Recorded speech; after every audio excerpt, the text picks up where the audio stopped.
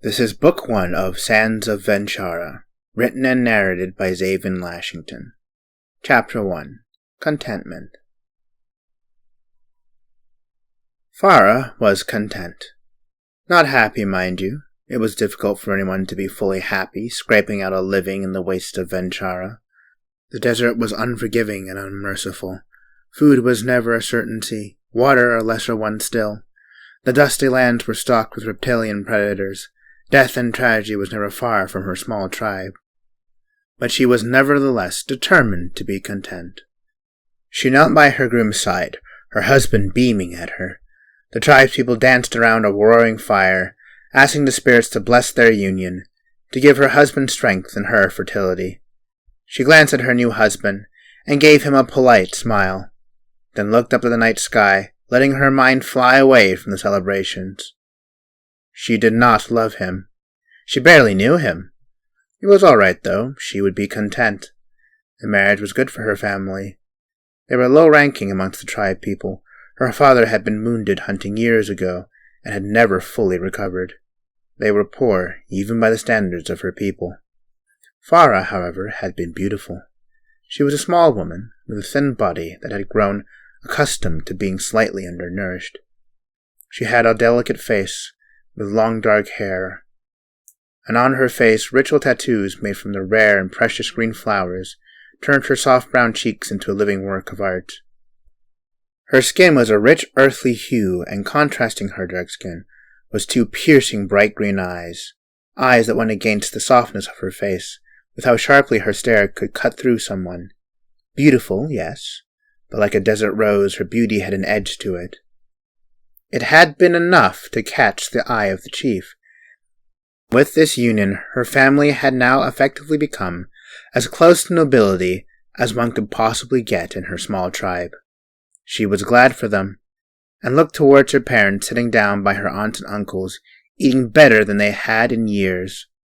Her mother beamed at her, and her father looked like he was about to break down in tears.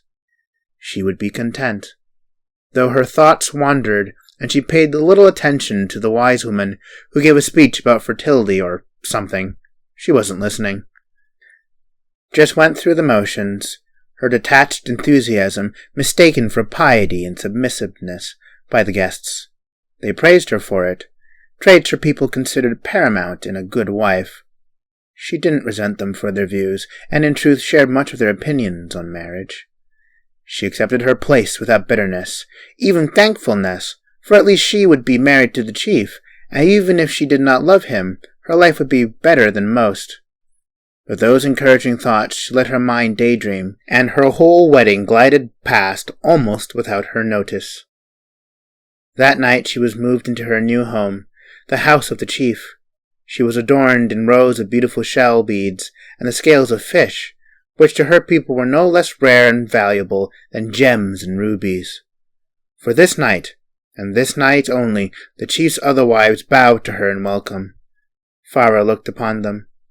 There was his first wife, a woman well past her youth and her fertility. She was taller than even the chief, with a thin lanky frame and wrinkles that aged her more than she was. Then there was the second wife, younger, with a plain face, but a curvy body that was somehow a bit fat. Finally there was a third wife, a woman with skin as dark as ink, and her hair as red as the setting sun.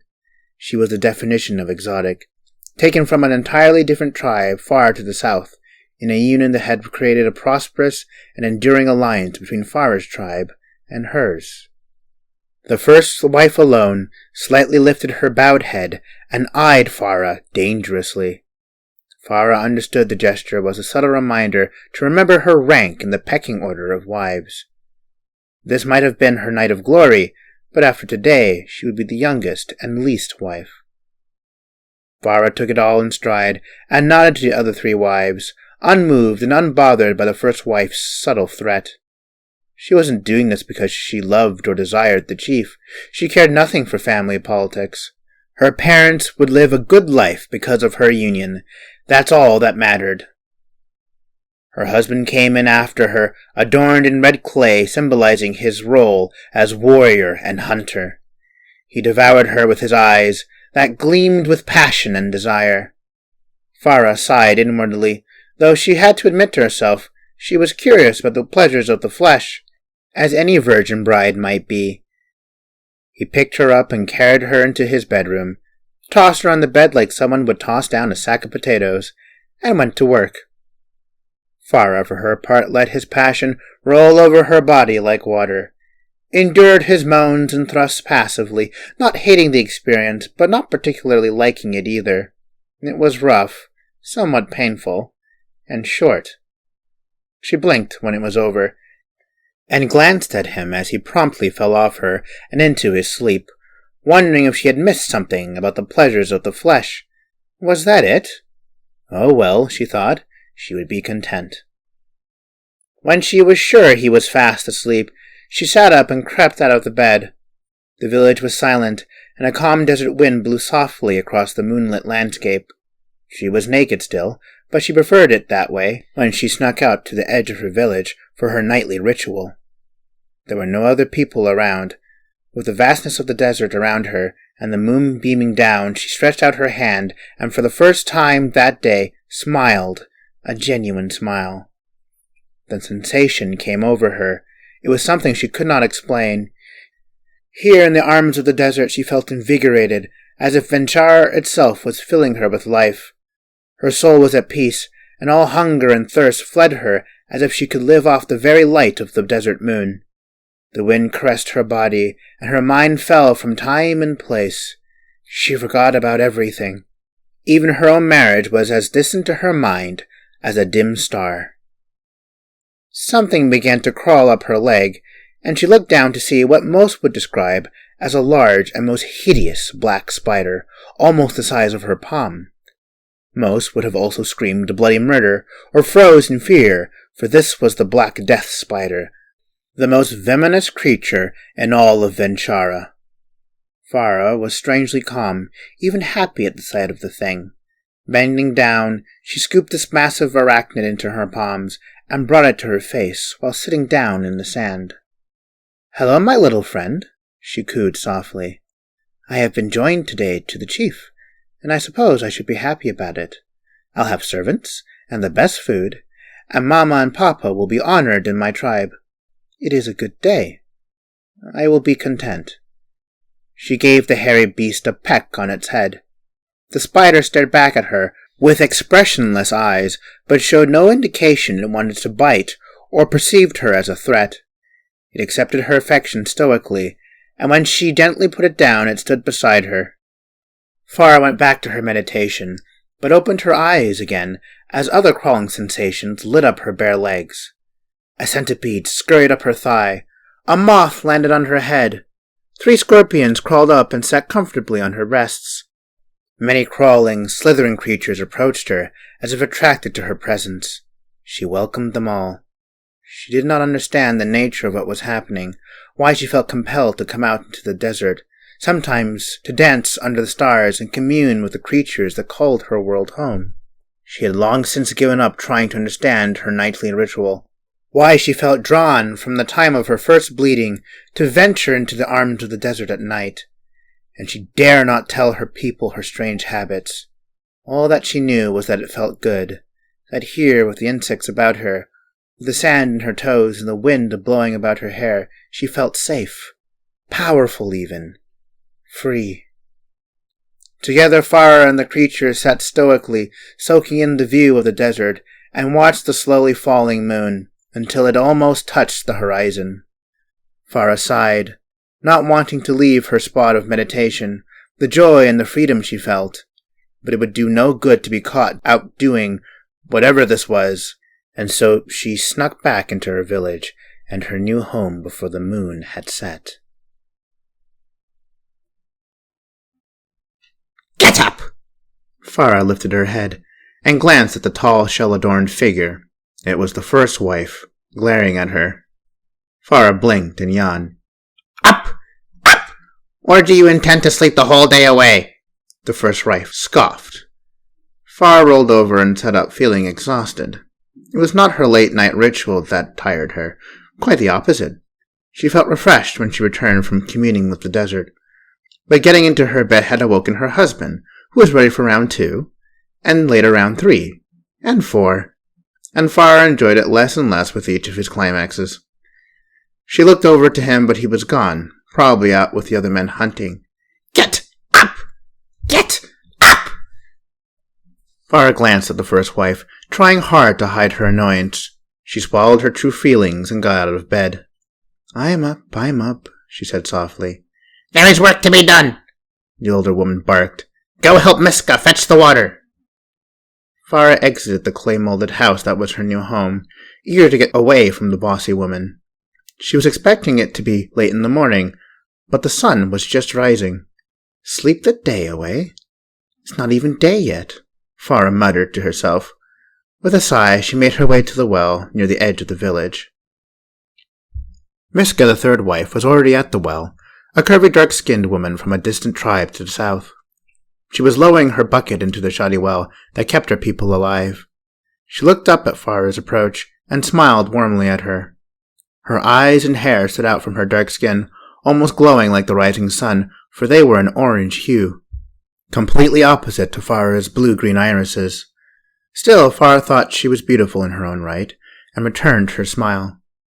"Water flows to you," Farah said in greeting when she reached the well. "And from you," Miska replied. "How are you handling things, sister? I know this must be a big change for you." "I am content," Farah replied evenly, and set about helping Miska with their chores. "Have you consummated?" Miska asked casually as she lifted another bucket. "Many times," Farah replied wearily. "I'm excited for you. I wish you sons. Alas, I could only give him daughters." Is Farah's only reply. The thought of children made her uneasy, but it felt wrong to complain. Her children would be well provided for, have high ranks in her tribe, and lack nothing. She would have it easier than most. As for giving him sons, Farah would honestly rather have a daughter, though Farah had to admit that many more men had died this year. "Your daughters are beautiful. I've seen them studying with the wise woman. You gave him 3? Farah asked. "Yes, I named them all. Shikan, Biku, and Kisu," Miska said proudly. Farah chuckled. "Your people have cute names, but why no names from my people? Did our husband not suggest any?" "He said he would name one if it is a son," Miska replied evenly, but Farah caught the slight disappointment in her voice. Farah put a hand on Miska's shoulder. "You gave him 3 strong girls. There is no shame in that." Miska smiled and looked into Farah's face. "You have a kind heart. Thank you." Farah nodded, then turned her attention to the buckets of water. They had 4, and each grasped the handles of 2. Farah peered into the well one last time, her brow creased with worry. The water level had dropped again, and the life-giving liquid was so deep into the well one could no longer see or hear it. Farah could not remember the last time it rained, and it did worry her. It worried all of them. As they returned, Farah and Miska saw a crowd gathered at the village entrance. They drew close, and heard sobs coming from the crowd. They knew better than to set down their buckets and risk spilling the precious water, so as fast as they could, they walked hurriedly to the commotion. The men had returned, dragging behind them the body of a large reptilian beast. It looked like a fusion between a lizard and a pig, complete with large blood-stained tusks and a beak. Beside it was the body of a man, whose blood now painted the tusks. He was young, not much older than Farah, his eyes open, but seeing nothing. A large gash in his side still dripped with blood. Their hunt had been successful, but at a terrible price. "No!" a woman wailed, breaking from the crowd and falling on top of the dead man. "My love!" she wailed. Her family moved to comfort her. The rest of the men stood around their fallen brother, sullen and forlorn. The chief, Farah's husband, bent down and patted the weeping woman sympathetically on the back. "He did his duty," her husband said strongly. "He will be honored, and you will not go hungry." He motioned to 2 of the tribesmen, who gently but firmly pried the distraught woman off the corpse, and as softly as they could, carried her to her home. The chief nodded to the first wife, who stepped forward and started barking orders to the other woman standing there. Exhausted and with low spirits, the men slumped back to their clay homes. Hunting spears drooped. Farah and Miska moved to drag the body of the beast into the butcher house. As they came upon it, a strange sensation came over Farah. She stared into the dead beast's eyes and felt compassion and sympathy, just as powerful as what she felt for the death of her fellow tribesmen. She shook her head, trying to rid herself of the sudden and unexpected sorrow she had for a creature they regularly hunted, but she could not. Should she even try? The beast was possibly a mother or a father of its own brood. Were they not mourning its loss much like her people mourned theirs? "We will deal with the food. Prepare the body for the afterlife," the first wife commanded, snapping Farah out of her self-reflection. She grimaced. "Miska, help her with the body," the first wife said again, and Miska obeyed, though she seemed ill-suited for the task, for she was already on the verge of weeping for the dead young man. "You grab his feet," Farah instructed to Miska, while shooting the first wife a withering stare. She knew they had been assigned to this morbid task out of spite. Miska was full-on weeping by the time they carried the body into the burial hut. It was a large structure, much bigger than even the chief's home, and in it were mounds of the only thing in VenShara that was not scarce: salt. The white grains were stored high in large mounds, one side used to preserve meat, the other for preserving their dead. Many such dead lay on and in the salt now, for the past few years had been hard on her little tribe. Now another man was added to the list of losses. They placed him on top of the mound of clean salt, then worked to cover his face from head to toe, Miska weeping the whole time. "We have lost so many this season," she whimpered, and tried hard not to look at the other bodies that had already been buried. Farah did look. She did not weep at the sight of them.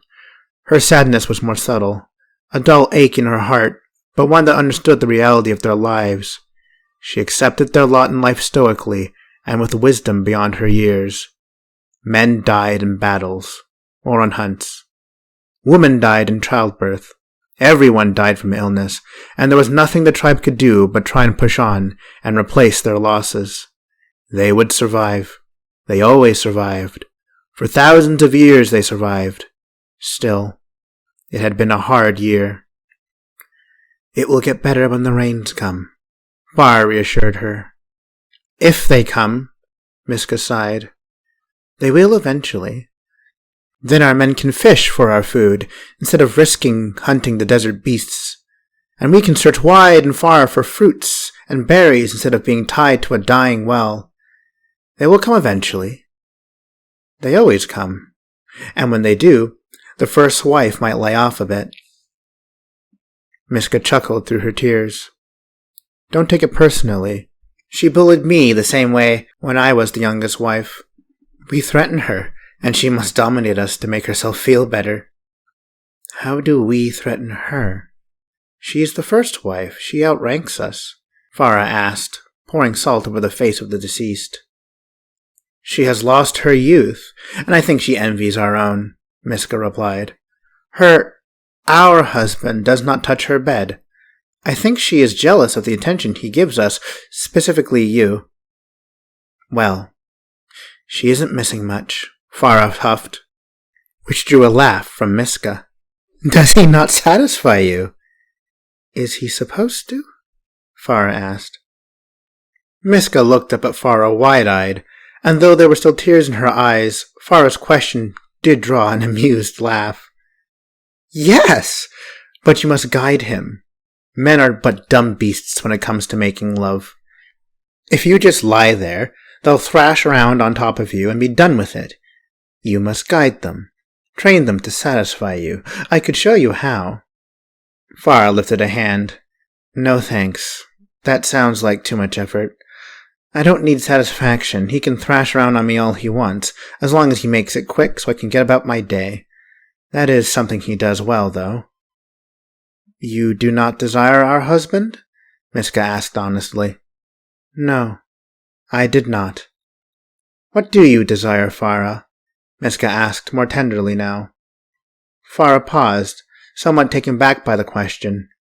What did she desire? What in her heart of hearts did she want, if not to be the chief's wife? I only wanted my parents to be well, and they are now, thanks to this marriage. Miska shook her head. And now that you've gotten your wish, what do you want now? Farah thought again. Rain? Food? For our people to not always be on the verge of hunger? For us to never again take a body into a burial house and cover their faces with salt? To walk across a green VenShara? And if you had all that? Miska asked again. Then I suppose I want nothing, Farah replied, though in truth it was an answer given out of ignorance, for she had never truly considered the question. What did she want? If all her basic needs were met, what dreams did she have beyond not dying? It is pointless to consider such things. It does not matter what I want. The world does not give women like us the option of choosing anyway. We must be content with the little good we have in our lives. My parents will be taken care of. I will be the chief's wife. I will have servants and food, and my children will grow fat and strong. I will be content with that. Miska looked at her curiously, then smiled. You are wise for your age. It is a good answer. What do you want? Farah asked curiously. To go home. I love our husband, but I did not want to leave my homeland. I miss it. I miss my people, our language, our dances. But it is as you say. I will be content with what I have. Could you not visit? Farah asked. Miska smiled sadly. Even if I knew the way, I would be dead before I reached it. And the treaty between our peoples might be broken. Remember, my marriage to your husband was done as a peace offering between our tribes. Farah nodded in understanding. Your sacrifice keeps us safe. I thank you, Miska. They finished burying him and left the burial house silently. Farah's heart was moved by Miska's simple desire. It was true that as an outsider, even the chief's wife, she never fully fit in. Miska. Yes? She said, turning around. I cannot give you back your people, but if you will have me, I would like to be one of your people. I could learn your language, and we could talk privately about our wildest desires. Miska positively beamed, and she wrapped Farah in a hug and a squeeze. I would like that, sister. They let go of each other, and Farah walked away with a smile. It was a rare thing for her to make a friend. That night, after her husband had fallen asleep, she snuck out to do her nightly ritual. Ever since she was a child, she was drawn to the desert, as if VenShara was calling to her. Once, when she was 3, she wandered into the desert and was lost for a week. The whole village thought she was dead, until one day she returned unharmed and none the worse. She vaguely remembered her now husband at the time being a young man back then. Freedom, she thought to herself, as she sat on the dune overlooking the wide, vast oceans of sand. She could not be free in body, but in spirit. She closed her eyes and let the desert fill her with life. Her mind fell away again, and all concerns in the world dissolved. The wind blew and caressed her hair, and she felt as if her spirit was lifted from her body and flew free. It was at that moment she sensed something. Another life form, close. Very close. She put her hand to her belly and furrowed her brow. Inside her? She opened her eyes and looked down at her belly. Somehow she knew, she just knew. She was pregnant. Her emotion was half excitement, half dread. Did she even want to be a mother? She had never given it much thought. There had been no point. She would be a mother. Her tribe demanded it. It demanded it of all women, as it demanded men to strike out and die hunting and fighting.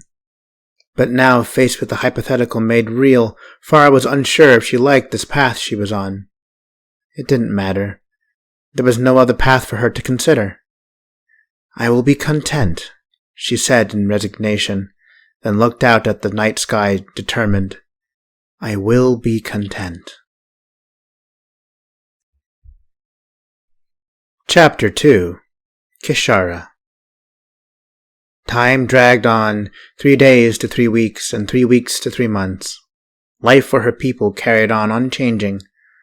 VenShara would wake up and get busy with the endless task of fighting back the ever-marching tendrils of entropy. She cooked, cleaned, and worked as faithfully and as diligently as any wife could. Her husband doted on her, considered her the apple of his eye. It was clear that she was his favorite wife. VenShara wasn't sure why. She hardly spoke to him, unless he spoke to her first, and never said much. Then again, maybe that was a plus in the man's eyes. For the first and second wife were the opposite, constantly demanding his attention when he returned from the hunt to do this or do that.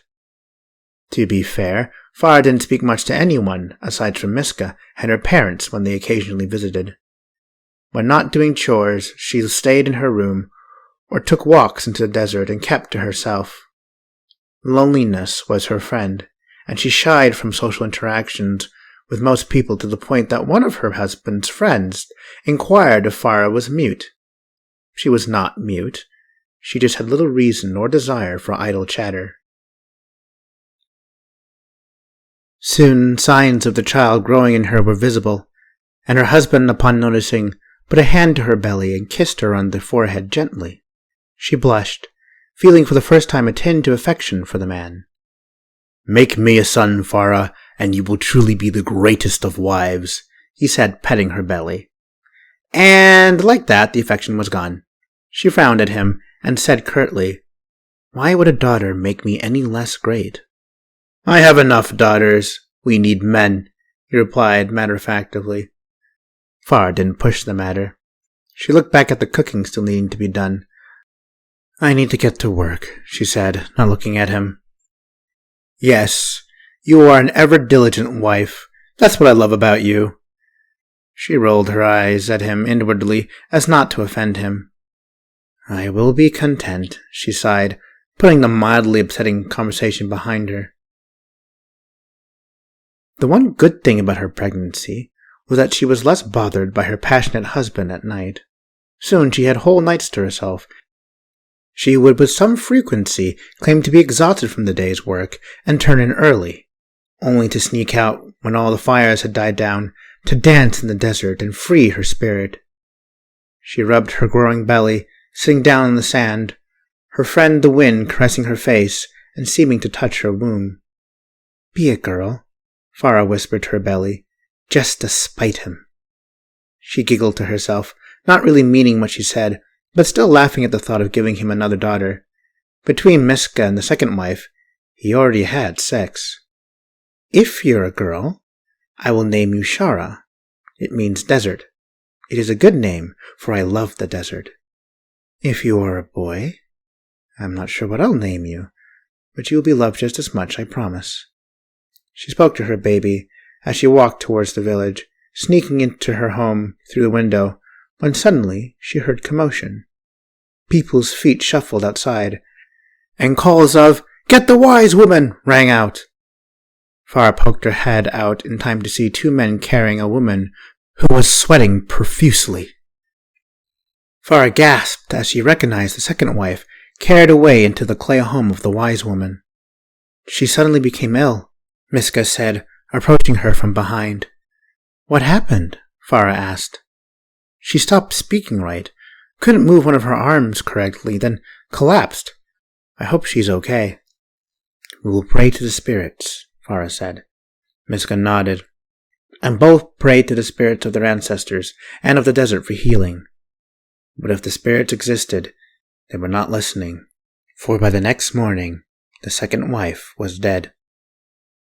VenShara and Miska were spared from carrying her into the burial house.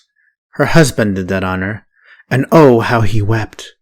VenShara had never seen her husband as broken as he was that day.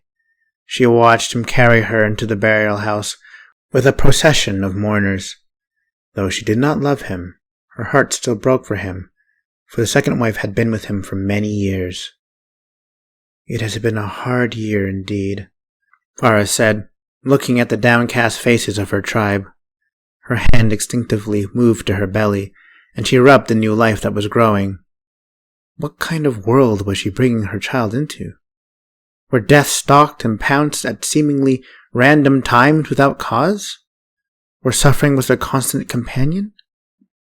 Perhaps it would be better if the child was returned to the spirit world now, and came back when the rains come, and life was easier. But what was she to do?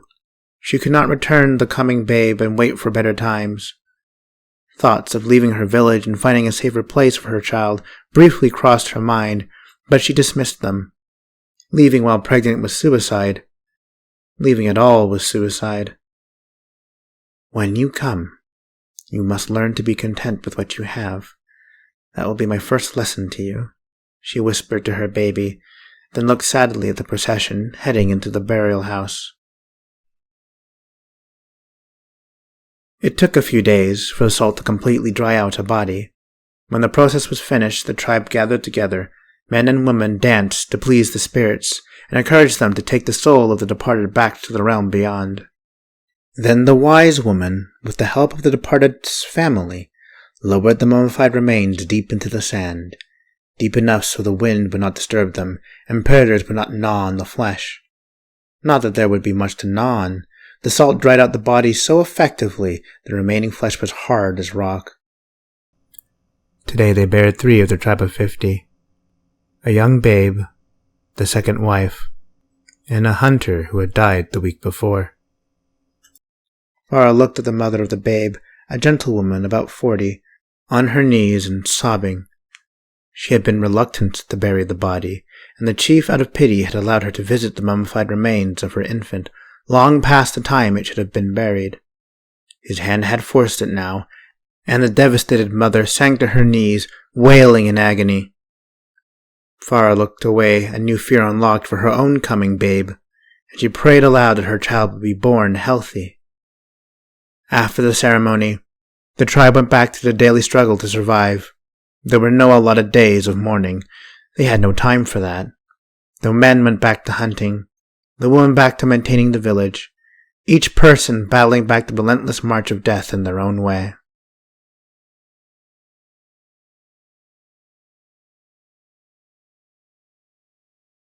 Farah's belly swelled, and her workload decreased. She still worked diligently, but was no longer required to walk the half a mile needed to fetch water, or to carry the departed into the burial house. With the extra free time, she spent it talking to Miska, who happily shared her insights on motherhood. When not speaking to Miska, or visiting her parent, she was out in the desert. Whatever connection she had to the land had only grown stronger. She walked freely across the dunes, letting the creatures of the desert crawl on her, or sit in her hair and rest in her palm. Farah once again pondered her connection to VenShara. Was she magic? She had heard of people in distant lands who had powerful abilities they used to wage war. Till recently, she always assumed her affinity for the desert was just an odd quirk. But as the white spider crawled into her palm, joined by a writhing centipede that skittered on her arm, she began to suspect that this was something more. She often considered telling the wise woman of the village what was happening to her, for it was said that the wise woman also had magic. Perhaps the old woman could give her some insights. But Farah feared what her people might do to her if they ever found out about her strangeness. Would they understand? How could they? She didn't even understand it. She resolved to keep it to herself, her one joy in life, the one thing that gave her peace. She would not jeopardize it for anything. She smiled as she considered what her life would look like from now. In the day she would work and be a dutiful wife. She would have many children, and at night she would come here and let her spirit be free. It was not ideal, but it was good enough. She could be happy. If not happy, she could be content, as long as she had this quiet place to dance amongst the stars. This day had been a good one, so late into her development that not even the first wife had dared commanded her to labor. She had asked her husband and Miska to leave, to sleep, and as the sun had set, she had snuck out and slinked into the welcoming arms of the desert. The moon was full again, and she had let her spirit run free for many glorious hours, but the dawn approached, and she had to get back to her home before someone realized she was gone. As she rose to leave, something she could not understand told her to stay. It was not a voice, but a feeling, as if the desert itself was imposing its desires on her. She stopped and turned, her breathing quickening. Power and energy flowed through her. Wind twirled about her, and then, the first contraction. She panicked, suddenly realizing that her baby could be coming now. She had to get back and find the wet nurses and the wise woman. She turned to leave again, but stopped, a sudden calm washing over her. No, she would stay. She should stay. She sat down. Power she could not begin to comprehend grew within her. Wind spun, whipping up sand that blocked her from view, as if the desert were protecting her during her vulnerable state. Swarms of white lunar moths fluttered about her, as if excited, like they knew what was about to happen. Every kind of creeping creature rose from the sand and crawled in a large organized circle around her. Farah didn't know what was happening. Was she doing this? Was it the spirits? She should be scared, but she felt calm. Then instincts guided her. Farah lay down, a miraculous peace flowing over her, and then, with legs parted, she cried out, and the magic, or spirits, or energy, or whatever the force was that had been with her since she was small, whirled even greater. Farah was barely able to remember what happened next. Pain, unlike anything she could remember, rocked her body, but she did not panic. She labored and pushed and cried out, but never once did she worry or fear. The desert was with her. She knew it. Farah didn't know how long she had laid there, battling one of womanhood's greatest challenges. All she knew was that when the winds died away, another cry replaced hers. Panting, she looked down to see a screaming baby boy still covered in her body fluids. Farah stared at him in shock for a moment. Then her motherly instincts kicked in and she scooped him up into her arms. Grabbing a small stone knife she kept on her, she cut his cord and put him to her breast, amazed by what happened. She looked about. The desert had returned to normal, as if nothing happened. The creature scurried away, save for the moths that alighted onto her and her baby boy. Instead of feeling exhausted, as any woman should, she felt energized, as if she could run all through VenShara without hardly taking a breath. A sudden grunt escaped her mouth, and she pushed instinctively. The rest of what was inside her was evicted by her almost supernaturally vigorous body. She had seen birthing before. It shouldn't have been this fast or this effortless. It was like something greater, much greater than herself, had helped her. She looked down at her now quiet child, peacefully sucking away, and her confusion gave way to genuine and true happiness. At that moment, she knew what she would call him. You will be named VenShara. It means gift of the desert, for truly the desert has delivered you to me more than any man or midwife. I am... No, not content. That's not the word. I am happy. She beamed at him, suddenly realizing this new sensation for what it was. For the first time in her life, she was happy. The first rays of the sun startled her, and with a panic she sprung to her feet. She had to get back. But how to explain the sudden birth of her baby? She just had him in her room? And no one heard her? She shook her head. She would figure it out on the way. Hurriedly, she rushed back to her village, dreading that the sudden storm of power had woken them up somehow. Hopefully her people thought it was just an early morning sandstorm. Luck is on her side. She sneaked in through the window just as her family was beginning to stir, and lay down beside her baby. She was left to sleep in, and she did sleep soundly with her newborn. She woke up some hours later to the tap on the wall that separated her room from the other wives. "Farah?" Miska asked. "Miska, come in, and be quiet. I have something to show you," Farah whispered from behind her wall of shells. Miska hurried to Farah's room entrance, walking through the beads that served as a door for the clay room. She entered with a bowl of food, and promptly dropped it. Her jaw fell even faster than the food. "Is that?" she stammered. "Yes," Farah said, rocking her baby in her arms. "When? How? Shh!" Farah hissed. "No one knows yet." Miska blinked, rubbed her eyes, then blinked again. She looked around the room. Where's the blood? The afterbirth? You were as big as a wally fruit yesterday."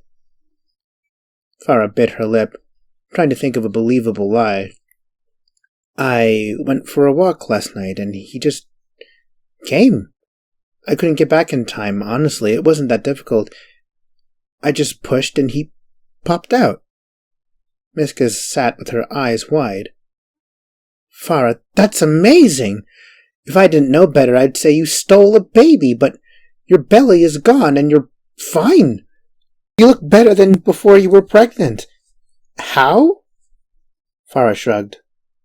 "What I said is the truth, though I don't know if anyone else will believe me." "What's not to believe?" Miska laughed. "You're the only woman to give birth this week, and your belly is gone. Unless a Dijon has replaced you with a double, everyone will have to accept it." For a moment, Miska eyed Farah suspiciously. Farah laughed. "I assure you, I am the real Farah." "Then you have nothing to fear. Let's tell the wise woman. Oh, and it's a son. Our husband will be eager to name him." Farah's jovial attitude stopped abruptly, her smile collapsing into a frown. "I have already named him." "Oh?" "His name is VenShara." Miska tapped her chin. "Isn't that a feminine name?" "I don't care what you think it is. That is his name," Farah said, determined. Okay. I'm not sure how her husband will take it, though.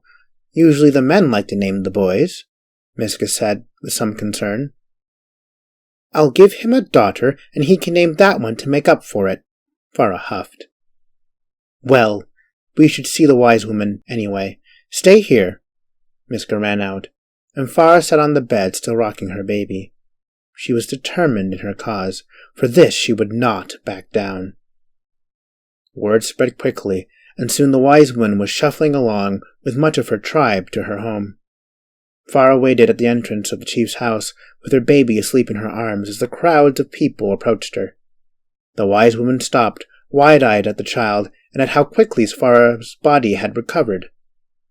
"When? How?" the old woman asked. "I told you she went for a walk," Miska answered. The wise woman spun to the two men who was supposed to be guarding last night. "Did you see anything?" Both of them shrugged. "And no one heard?" the wise woman asked again, amazed. "Impossible!" It was the first wife. She stepped out from the crowd and looked accusingly at Farah. "The work of evil spirits!" "What kind of evil spirit would help a woman give birth?" "Look at me," Farah said, gesturing to her now slim body. "Look at my baby," she added, raising her child, who looked strong and healthy. "Let me see it." The wise woman came forward, hands outstretched. Farah was reluctant at first, but slowly she handed her bundle to the old woman. The wise woman looked at her child, studied its face, and as she was contemplating, the chief, Farah's husband, ran into the crowd. "Is it true? The child is born?" he demanded. The crowd looked towards the wise woman. "It is," Farah said, and her husband stared at her in amazement. "How? When?" he stammered, and Farah realized she would have to answer that question many more times. "I was taking a nighttime stroll to get some air and—" "Lies!" The first wife pointed an accusing finger. "Don't think I don't know where you go, you little witch! You meet with dark spirits under the full moon. I have seen it once. Farah was stunned by the accusation. The first wife knew? For how long? Her people stared at her with sudden suspicion. I do not, Farah stammered, but the first wife cut her off. Throw the thing into the well! Let the water carry it away! It is of dark magic! Farah nearly fainted, but rage and desperation overwhelmed her. No! Do not harm my son! Your son is a dark spirit, and— Enough! The chief's booming voice silenced both of them. He turned to the wise woman. It is a son? The wise woman looked up at him and smiled. It is your son, healthy, strong. Look how he grips my finger. We will have a mighty man. But how did she deliver him without maids? Without making a sound? The first wife spat, glaring at Farah, who for the first time glared back at her. The wise woman looked at Farah, as did they all. Farah swallowed, realizing that the wise woman's verdict would seal her fate and the fate of her child. The old woman lifted a bony finger to Farah and then clapped. On your wedding night, we danced and asked the spirits to bless you with fertility. Is this not the answer to our prayers? Look, she has delivered you, chief, a son, and already looks fit to breed again. Her womb is strong, such vigor, such vitality. The spirits are with her. The whole tribe cheered, save for the first wife, who scowled at Farah and slinked away. Farah breathed a sigh of relief and rushed to the wise woman to take her son, but her husband got there first and scooped up the now crying child into his arms and lifted him up. My most favored wife, you have given me a son after many daughters. I shall name him, he declares to the hoops of the tribe's people. He already has a name! Farah shouted, grabbing him from her husband, her voice stern and forceful. The chief regarded the little woman curiously. Never had he or any of them heard Farah raise her voice. Some had never even heard her speak in all the years she was in the tribe. But now, in front of the whole tribe, she defied him. His name is VenShara, for the desert gave him to me, she declared. That is a weak name, the chief said. He needs a warrior's name, like Slay Khan. His name is VenShara. Farah held him tighter and stomped her foot. I am the one who carried him for 9 months.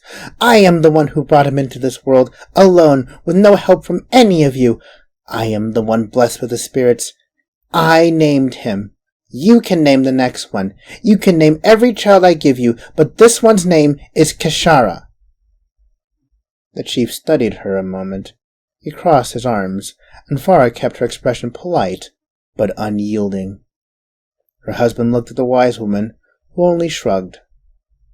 He relented. Very well. Only because you are my favored wife, and because the spirits have chosen you. But I will hold you to your words, Farah. Farah nodded, relaxing somewhat. Favored wife or no, standing up to the chief had been nerve-wracking. He approached her, and gently lifted the child from her hands, raising it high for the gathered tribe to see. The world welcomes my son. His name shall be VenShara, gift of the desert, he proclaimed, and the whole tribe shouted his name. Welcome, VenShara! Her people cried in unison, and rushed to welcome the new life, the tension forgotten. Farah smiled to see the joy in her people. Just as they danced to send spirits off to the afterlife, they danced to welcome new ones. Tambourines and ulations greeted her son, who showed the strength of his lungs with a strong cry. Farah glanced to see where the first wife had gone. She had never liked the bossy woman, but now that mild dislike had turned to active hatred and fear. The first wife knew. What else did she know? How much of her nightly ritual had she seen? Could she afford to go out and never do it again? Farah pondered her situation, determining that as long as the chief favored her, there was little the first wife could do to her. She had given him a son after many daughters, and had even got away with defying him. But how long would his favor last? When he eventually found a younger, prettier wife, then what? "I will be content," she said to herself, and her little motto calmed her rising anxiety. As long as she had VenShara, she could be content, even if she fell out of favor with her husband, or was eventually replaced with a younger wife. As long as she had her son, that was all that mattered. Farah did not return to the desert for many months. She wanted to, and the inability to commune with the winds and the sand and the creeping things felt like it was making a hole in her heart. She clung tight to her boy, who grew rapidly, learning to crawl, even stand weeks before others of the same age could. No one spoke against her, not even the first wife, though she continued to order Farah around. Farah held her tongue around the wicked woman, and did as she was told, making sure to always look over her shoulder as she went about her duties. She felt like she was being watched, as if the first wife's words had left an impact on the minds of her tribespeople. They treated her with respect due her status, but Farah always felt they had become more weary of her. It didn't help that for her part, she was almost a recluse. Farah spoke little to anyone that was not Miskva, asked little and demanded nothing. She did not partake in the gossip that served as entertainment for the other women in the village.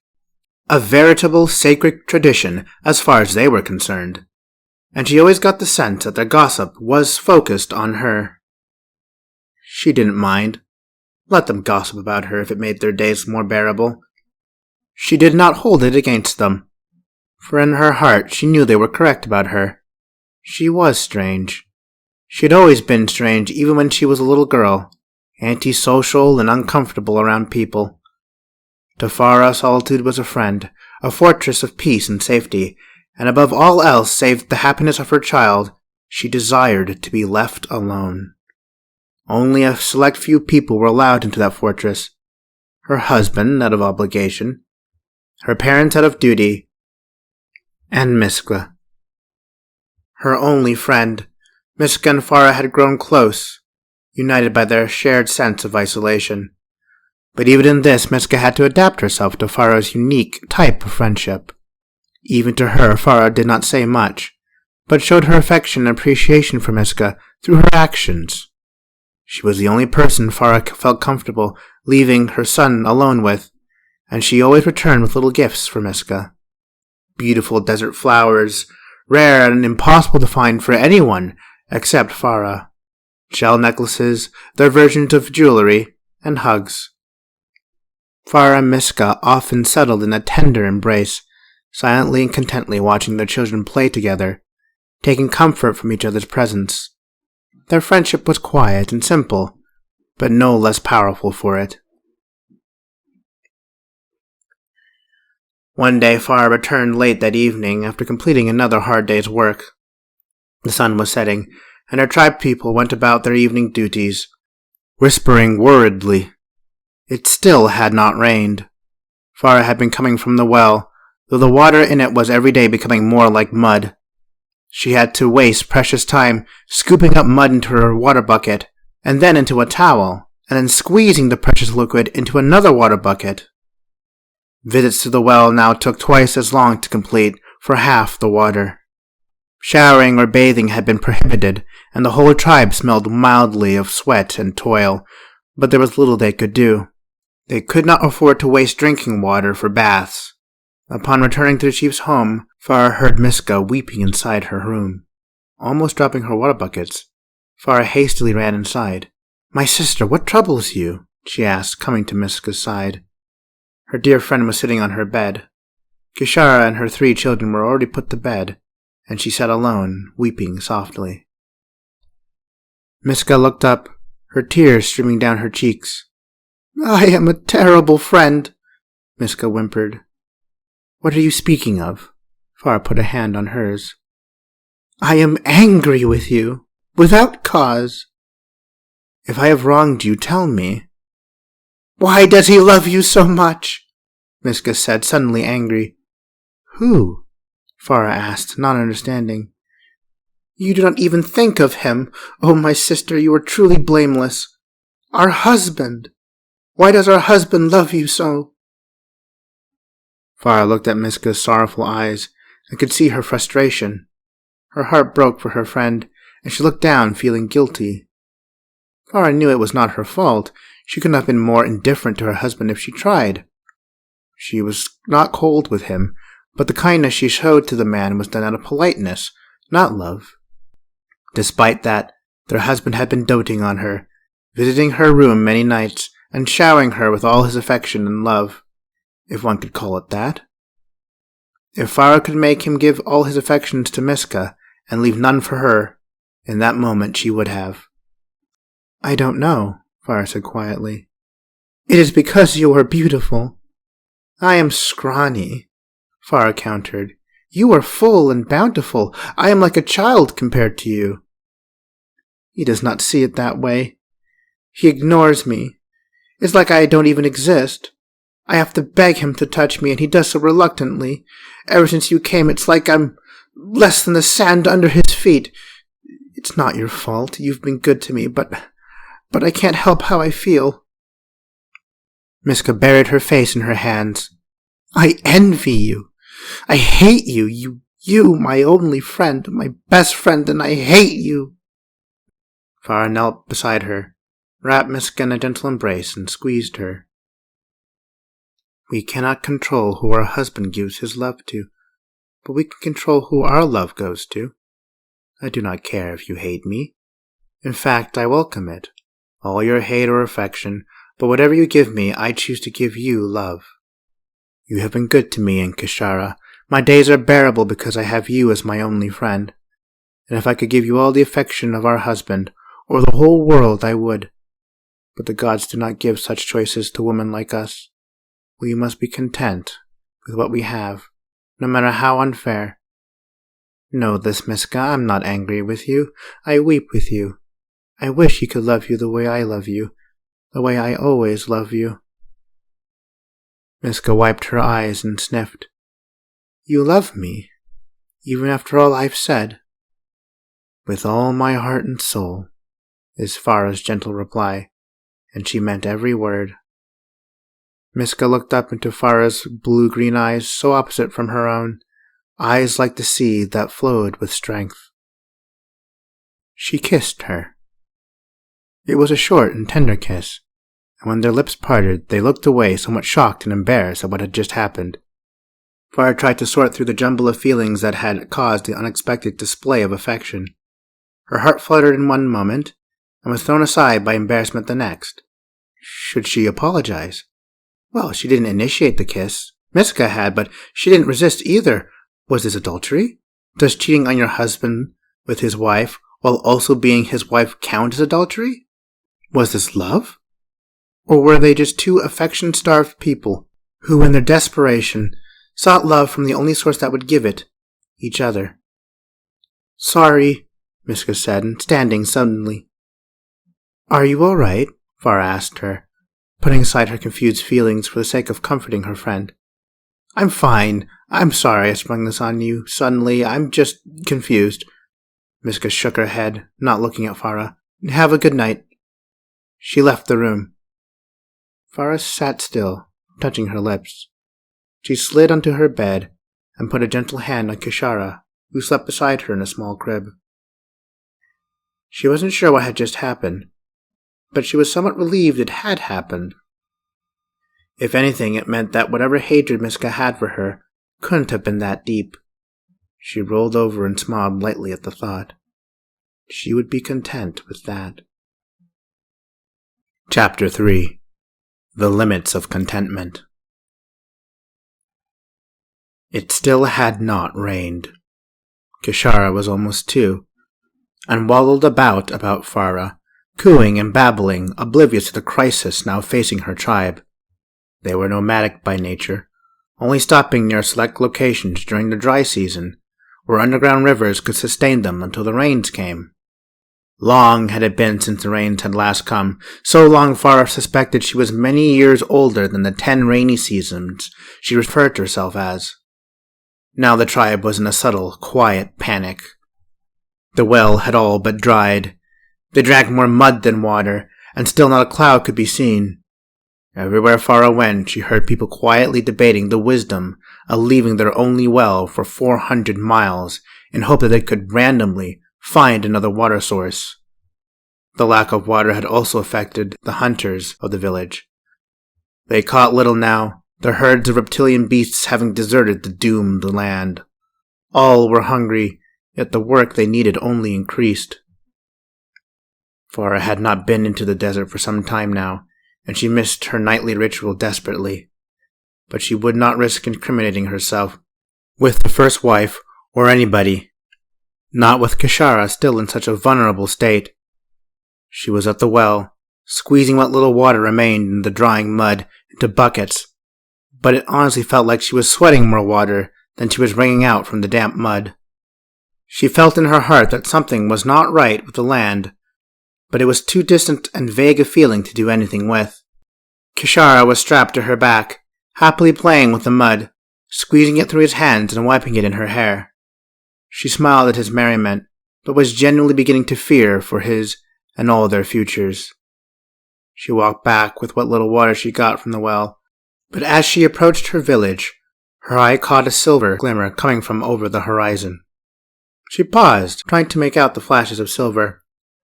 After a moment, her eyes opened wide, and panic rose within her. The silver were the flashing tips of metal spears held by an army heading towards her village. She truly did drop the buckets of water, spilling the hard-earned liquid into the greedy sand, which instantly swallowed it. It didn't matter. She might have been the first person to see the army, and she ran to warn her people. If they meant to attack her tribe, they still had time to pack up and flee. She sprinted down the dusty path, and was soon upon the village, waving her hand. "Soldiers! Coming from my rear!" she shouted, and the men guarding the gate of her village immediately jumped into action as soon as they could make out her frantic warning. Like clockwork, each villager began to pack up what little they could carry in case they had to run. Farah ran into her village, heading towards her own clay house. She ran into her husband, and he stops her by putting a gentle hand on her shoulders with a look of concern. "How many?" he asked. "Many, many tens, and they have metal weapons and armor. If they mean to attack, our warriors will not prevail," she said, trying to be helpful. Her husband nodded and kissed her on the forehead. "You did well to run back so quickly, favored wife. We shall send a scout to see what they want. Gather your things in case we must flee." Farah nodded, though inwardly she resented being called favored wife. She wished dearly that Miska could be honored with that title instead of her. Miska and Farah had grown distant since that night they shared a kiss. "I will warn your other wives," Farah said, emphasizing the word other. She pulled from him and ran into their house.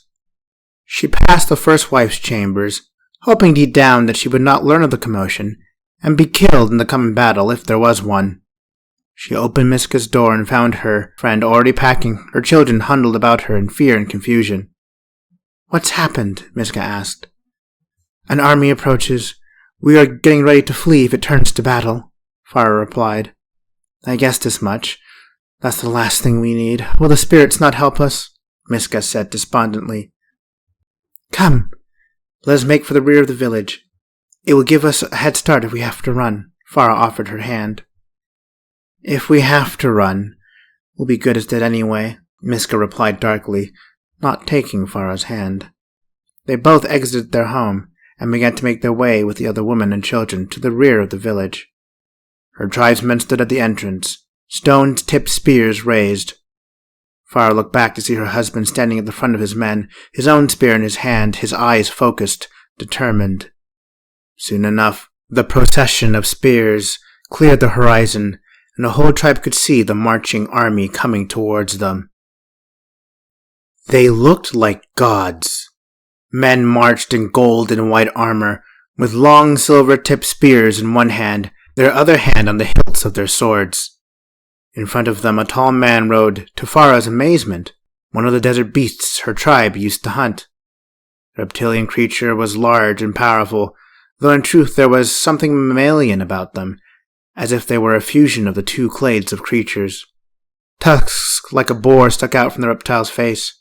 The man who rode it wore a helmet that was fashioned into the shape of a fish, a truly rare and sacred creature to her desert-stranded people.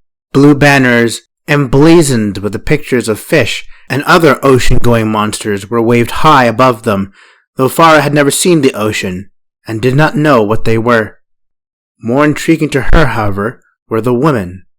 They marched alongside the men, seemingly as equals, though their armor was far lighter, and in their hands they carried staves and wands instead of swords. Farah sensed something in them, even from that great distance, something akin to what she often felt in the desert, but she wasn't sure what it was. The army numbered only a few hundred, but it was still many times greater than her small tribe. Slowly they approached her people's mud huts, and stopped before her husband. Farah couldn't help herself. She left the crowd of women and children at the back of the village, and began to sneak closer to hear what they were talking about. "Farah!" Miska hissed. "Stay where you are! Where are you going?" "I just want to hear," Farah said, stalking closer as her husband was approached by the man on top of the giant beast. Farah stopped short of the line of male warriors. They would have barked at her to go back to the village, but they were too focused on the possible doom in front of them to notice her presence. Miska was only a little ways behind her, hiding around the corner of a mud hut. Her husband and the general spoke for some time, and Farah got the sense they were not here to attack. Still, the chief walked back to his line of men looking very nervous. The man on the beast trotted up to the line of raised spears, and Farah could see that his skin, and the skin of most of the strange soldiers that were here, were lighter than her own. Their eyes did not share the shades of green that were common to her people, but were a brown, rusty color. The general then said in a booming voice that the whole village could hear, "In the name of Dagon, god of VenShara and the flowing water of life, and in the name of your king, Bahamaman III, I bid all subjects listen to the king's orders," he shouted. Her entire tribe looked at him blankly, and he huffed, somewhat caught off guard by their blank and confused stares. A woman walked up behind him and said helpfully, "They do not understand the word king. They refer to their leaders as chiefs." The general cleared his throat. "Your chief has given you orders that you now must hear." The entire tribe looked at her husband expectantly, and he looked around, helpless, and shrugged. "Not him, you uncivilized brutes! Your king, chief!" The general roared in frustration, but her people did not have a word for civilized, and though they spoke the same language, it was clear that the two groups shared a common tongue a very long time ago. As such, it was hard for Farah to translate what he was saying, especially when the flustered shiny man was angry. His tone frightened her people, however, and her tribesmen lowered their spears, expecting an attack. Her husband raised a hand, calming them, then turned to face his people and shouted, "There is a big chief bigger than me. He wants us to do something for him." Her tribe understood now and hesitantly came forward, crowding around the entrance of the village. "I swear, why do we even bother with these backwards? Dagon, give me strength!" The shiny man cursed, and the woman beside him chuckled. "Just read the order. I can translate for them. I studied the savage tongue for many years back at the academy." "Very well," he said, opening a scroll. There were several words Farah heard, but did not understand, and the more she studied these strange people, the more enthralled she became. These were people from beyond her little world. They might as well have been aliens to her. The shiny man cleared his throat again and began to proclaim their bigger chief's command.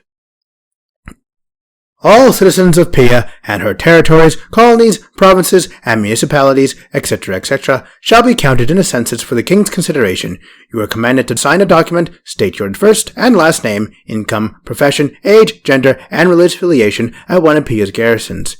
If you are not living in one of Pia's cities, towns, camps, municipalities, etc., and thus are not near one of Pia's garrisons, then a census force shall be dispatched post-haste to your location, and you are required, by law, to comply with their orders or face legal punishment that is included, but not limited to, the freezing of assets, arrest, torture, execution, etc. He closed the scroll, and almost nothing he said was understood by her or her people. The foreign woman stood out in front. Her skin, like the shiny man, was lighter relative to Farah, and her eyes were a deep blue. Even more strange to Farah was her blonde hair, a feature Farah had never seen before. She proclaimed in a tongue they better understood. "Biggest chief in the world is counting everyone who lives in his tribe, and that includes you. Tell me who you are, and what you do, and if you can write, put it here." She snapped her fingers, and 2 soldiers carried out a table with paper and ink. Save for the table, Farah did not recognize any of the objects placed out in front of them. She stared in wonder as her husband started giving orders, organizing her tribe into a straight line. The next few hours were an exercise in frustration for the general and the woman. First and last name, gender, occupation, religious affiliation, and signature. Simple enough requests. Save her people had almost none of these, or a very different understanding of what these things were. And forget about writing forms. Most of her tribe had never even seen a pen. "What is your first name?" the woman asked a warrior who said proudly, "Mahoshan." "What's your last name?" He blinked, not understanding. "Last name," she said again. "Mahoshan?" He replied, thinking she was asking the same question. She sighed and wrote down, Mahoshan in his file. "And what is your profession?" "What?" Poor Mahoshan tilted his head. "What do you do during the day?" she asked, trying to be patient. He blinked, and furrowed his brow like she had just asked the stupidest question in the world. "Eat, hunt, shit. What everybody else does in the day," he answered honestly, then laughed with his friend standing behind him. "Hunter-tracker," she wrote down for him, not dignifying his answer with a response. "Can you sign this You know what?" The woman saved herself the trouble and poured some ink from her pot onto a piece of paper, then said, "Put your finger in the ink, then tap your finger on the document or paper." "What is paper?" he asked. "This thing." She pointed to his legal document, rubbing her temple. "Ah!" He does as he's told, but dabbed his finger right where she had written his information. "No, not there!" she cried, and he stood up startled by her outburst. "You said on the paper." "You see that little blank square?" She pointed to the small blank square on the paper where he should have normally written his signature. But Farah's people didn't have writing, and so the scribbles she had made on his document meant nothing to him, and he did not understand the difference it made if he put his finger on the blank square or on the scribble. "Next!" shouted the woman, seeing as he was genuinely clueless and giving up on explaining it. The general had an even worse time. He could not speak their dialect as well, and kept flipping the table and the ink in a rage, which sent the people he was trying to get information out of scurrying. The foreigners went through what must have been gallons of ink that day, replacing the little pots every time the general flipped his table. Eventually it was Farah's turn.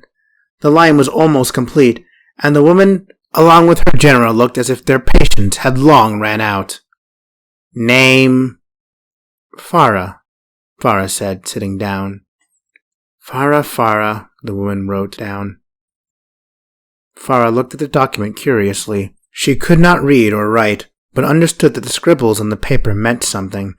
She had also deduced that the scribbles at the top of the document was meant to be her name. "Does that symbol represent me?" she asked, pointing to her name. "Yes. Now religious affiliation." Farah had been listening, and had figured out that that question had something to do with her faith. "My people believe in the spirits of our ancestors," she said. "Heathens," the woman muttered aloud, but Farah did not understand what that word meant. "And let me guess, your job description is basket weaving?" the woman added sarcastically. "Among other things," Farah said, but the woman simply wrote down her as unemployed. Farah studied her intently. The sight of the bored stranger fascinated her to no end. This person was from outside her world, someone who was truly striking out and exploring VenShara. Oh, how she envied her. "Age?" I was 10 rainy seasons old, but the last time we had a rainy season was—" The woman studied her. Undernourished as Farah had been, she was not much taller than a healthy 10-year-old, though her body had clearly developed past that age. The last time it rained was 5 years ago. You are 15 years old," the woman informed. "We've missed 5 rainy seasons?" Farah said, shocked. "How do you know?" "It's called a calendar, something you savages do not have," the woman huffed, then pointed to the document. "Signature, put your finger in the ink." "No," Farah said. "That's an order," the woman growled, but Farah shook her head and pointed to her name. "The symbol is my name. Then it is my signature, not my fingerprint. Teach it to me, please." The woman was taken back by Farah's question.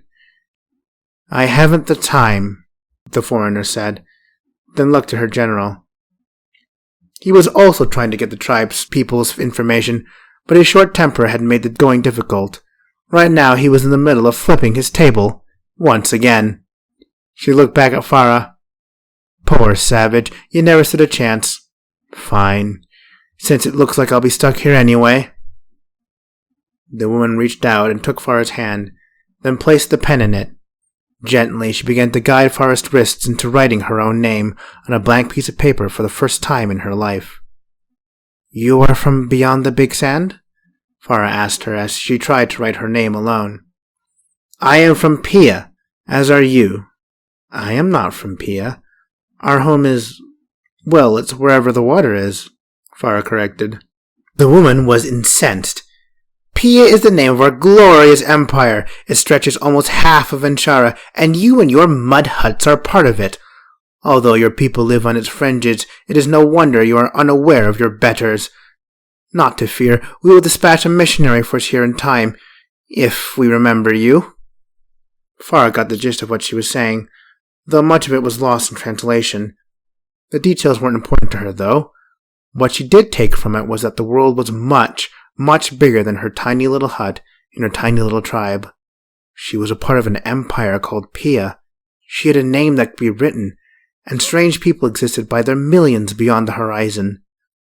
That knowledge filled her with wonder and a burning desire to know and learn about the world that had just gotten so much bigger.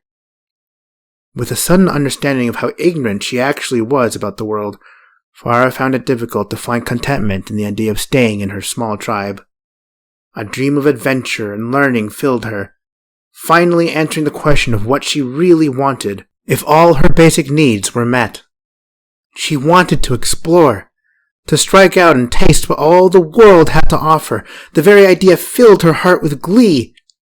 She sighed, letting the dreams of adventure and discovery die just as they were being born. She had a child to raise, and there was no way she could do that traveling the world.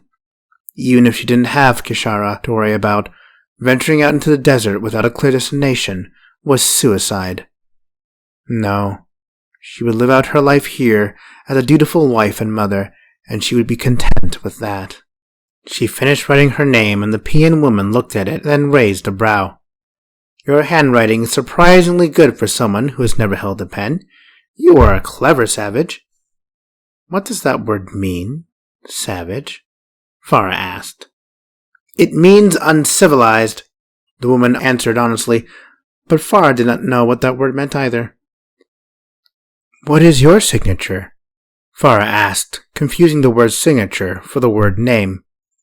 The Pian woman understood her meaning. My name is Saya, daughter of General Tobolt, Archmage of the Pian Army. You would do well to remember that name. Now off with you. I've wasted enough time answering questions. Farah got up, putting her dreams of adventure away and focusing on the reality of her life. But as she began to walk away, the woman called after her suddenly. Wait. Farah turned, and the woman was studying her intently. It was you. Sorry. I sense magic in you, the woman said again. I sensed it once when we were approaching, and when you sat down, but I could not be sure until you started to walk away. It is dimming with your steps. So it is you. Stay here, I must inform the general. Saya walked over to the general, who was once again picking up his desk and demanding another ink pot. She spoke to him in her native dialect. Farah stood patiently, mulling the woman's words. She had magic, but what exactly was magic? Again, the word did not translate perfectly to Farah. To her, the woman had essentially said, You have spirit. The general walked up to her and studied Farah for a moment, then shook his head. Too old. Old? She's barely a woman. Training to become a battle mage should start before they're even walking. Any later and such people become dangerous to handle. Besides, I doubt any of these savages have been properly indoctrinated, the man said dismissively, but then noticed VenShara sleeping soundly, strapped to Farah's back. The general had a gleam in his eye. The babe might be the right age, though. Did you test him? No, Saya admitted. Then do so. Perhaps this trip will produce fruit after all. Farah heard them mention her baby, but they were no longer speaking in her dialect, so she missed the insinuations.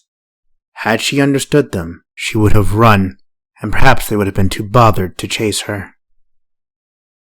She doesn't understand, and doesn't run when Saya walked up to her and pulled out a small wand. Farah had never seen a wand, and did not understand why Saya put it in the hand of her sleeping baby. Her surprise was complete when the wand made of white marble lit up and sparked. Farah grabbed it from VenShara's hand, but in her own it sparked and flashed with even more intensity. Farah yelped and dropped it. The whole tribe turned wide-eyed and afraid, not understanding what was happening. Saya smiled. He has a lot of magical potential, just like his mother. What luck! The general grinned. He will make a fine addition to the Imperial Army. Take the boy. What? Farah asked. We should probably negotiate with the tribe leader first, Saya said to the general, ignoring Farah's question. There is nothing he can do to stop us. No, but if we turn this into a fight, we risk killing other magical bloodlines within this tribe. Bloodlines that could produce more battle mages in the future, not to mention the paperwork. The mention of paperwork was more than enough to convince him. In Farah's dialect, he ordered her, Find your leader. We wish to speak to him. Farah did not understand what was happening, but she grew uncomfortable with how the two looked at VenShara, like he was a chest of gold to be plundered, and was more than glad to leave them. She found her husband not too far off, and told him that they wanted to speak to him. He nodded and made his way to the Pians. She should have ran, but how could she know the diabolical deal that was being struck? She was too far to hear them, and had no more reason to go closer to the strange outsiders. She watched from behind the door of the hut, and tried to decipher what was being said. Instinctively, she held VenShara even tighter. Her husband at first shook his head. The general frowned and shouted something. Saya came between them and pulled out a sword. At first, Farah thought they meant to kill him, but instead Saya handed him the blade. The sword glimmered not just with steel, but from the enchanted runes on its edge. A magic sword. And then Saya gestured to more weapons that were wheeled out in carts. Her husband looked hesitant. He glanced at Farah, or rather at Farah's child, then back to the two. Something again told Farah to run, but the idea of the chief selling her only son was an idea so absurd, her innocent mind did not even consider it a possibility. Saya then handed him a sack. He looked inside, then back up to the two and confused. The general face-palmed, explained something to him, and Farah caught the word buy and gold. Her husband looked at the swords, then the sack of gold, then Farah. His brow furrowed. He considered his guests, and their army standing outside his vulnerable village. He made his choice. He summoned two of his warriors to his side, and told them something. They looked at him shocked. One even argues for a moment, but is cowed. Eventually they all follow him to Farah. Her husband's face was a contradiction. He looked sorrowful, almost pitiful. At the same time, though, Farah could tell he was trying to be firm. He walked up to her and said in a strong voice, "They tell me my son has powerful magic in his blood. They have agreed to train him in exchange for enchanted weapons for our warriors, and gold which we can use to buy water from the Pian garrisons stationed north of here. I have agreed to give them VenShara in exchange for these things." "What?" Farah almost fainted in disbelief. "He will have a good life," her husband continued. "He will receive a Pian name and become a fine warrior worthy of our tribe." Farah's world shattered. "You're selling him?" "It is what is best for our people," he said calmly. "No!" Farah screamed, holding VenShara tighter, and her panicked voice woke the baby and began to cry. "He is mine!" "This is not a request," her husband said sternly. "Do not make this difficult." "You have no right!" Farah shouted, but the chief only nodded to his two soldiers. They grabbed her, one by each arm, their faces forlorn but determined to follow their chief's orders.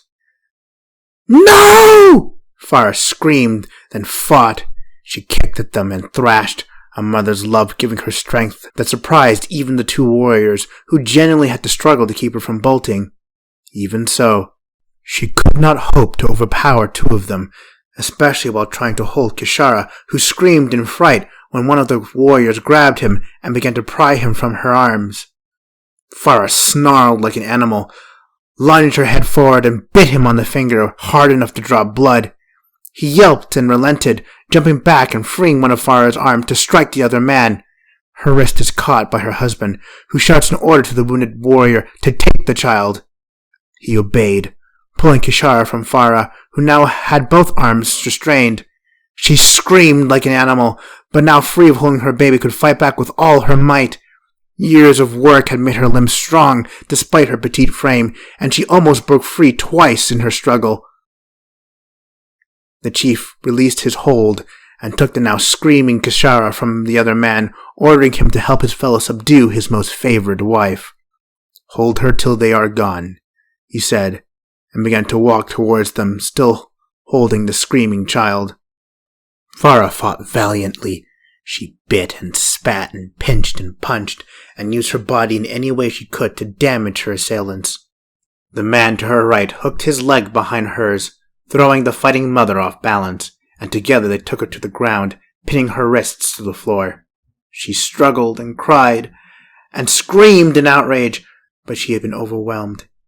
"You can't do this!" she cried, tears bursting. "He's mine! He's my boy! The desert gave him to me!" The rest of her tribe people gathered to watch the spectacle. They stayed mostly silent, though it was clear that many were troubled by what they saw. There was little they could do, however, as her husband handed the screaming boy to Saya, who promptly handed him off to a slave. In return, a barrel of steel swords was wheeled out, and the gold was put into the chief's hand. "Pleasure doing business," the general said, and mounted his beast. Farah could only watch as the army began to walk away, as the cries of her baby grew more distant, with each step they took. "Please! Please, no!" she begged, but no one moved to assist her, nor did the two men release her until the chief bid them so. Farah's pleas became incoherent amidst her rising sobs and violent heaves, and in time the army from beyond the big sand disappeared below the horizon with her baby. Farah could only sob. She stopped struggling from sheer exhaustion alone. "Let her up." Her husband stood before her as the two warriors released their grasp on her. She lay there a moment, staring where her baby boy had been taken, the setting sun casting their direction in darkness. "I will give you another son. I will even let you name the next one, favored wife," her husband said, standing over her. His words struck her deeper than any sword could. Rage. She didn't know what made her more furious. The fact that her son had been sold for sharp and shiny rocks like an animal, or the idea that he could be merely replaced like an object, or the idea that the man who sold him would soon try to penetrate her body with his short little... She sprung at him with a savage snarl and would have killed him right then and there, but he was a trained fighter, and before she could wrap her tiny hands around his throat, he struck her in the face, hard. She fell back down to the ground, clutching the side of her face, gasping in pain, the fight knocked out of her. She lay there, curled up like a pill bug, her eyes shut tight, and whimpered, tears continually flowing. She wasn't aware that the crowd of people around her had slowly dispersed back to their work, that was now way behind schedule. All but one person. Miska gingerly went to Farah's side, and cupped her small body into her arms, cradling the weeping mother like a child. "I'm so sorry, Farah. I'm so sorry," is all Miska could think to say, and she carried her into her room. For the first time in Farah's life, she could not be content.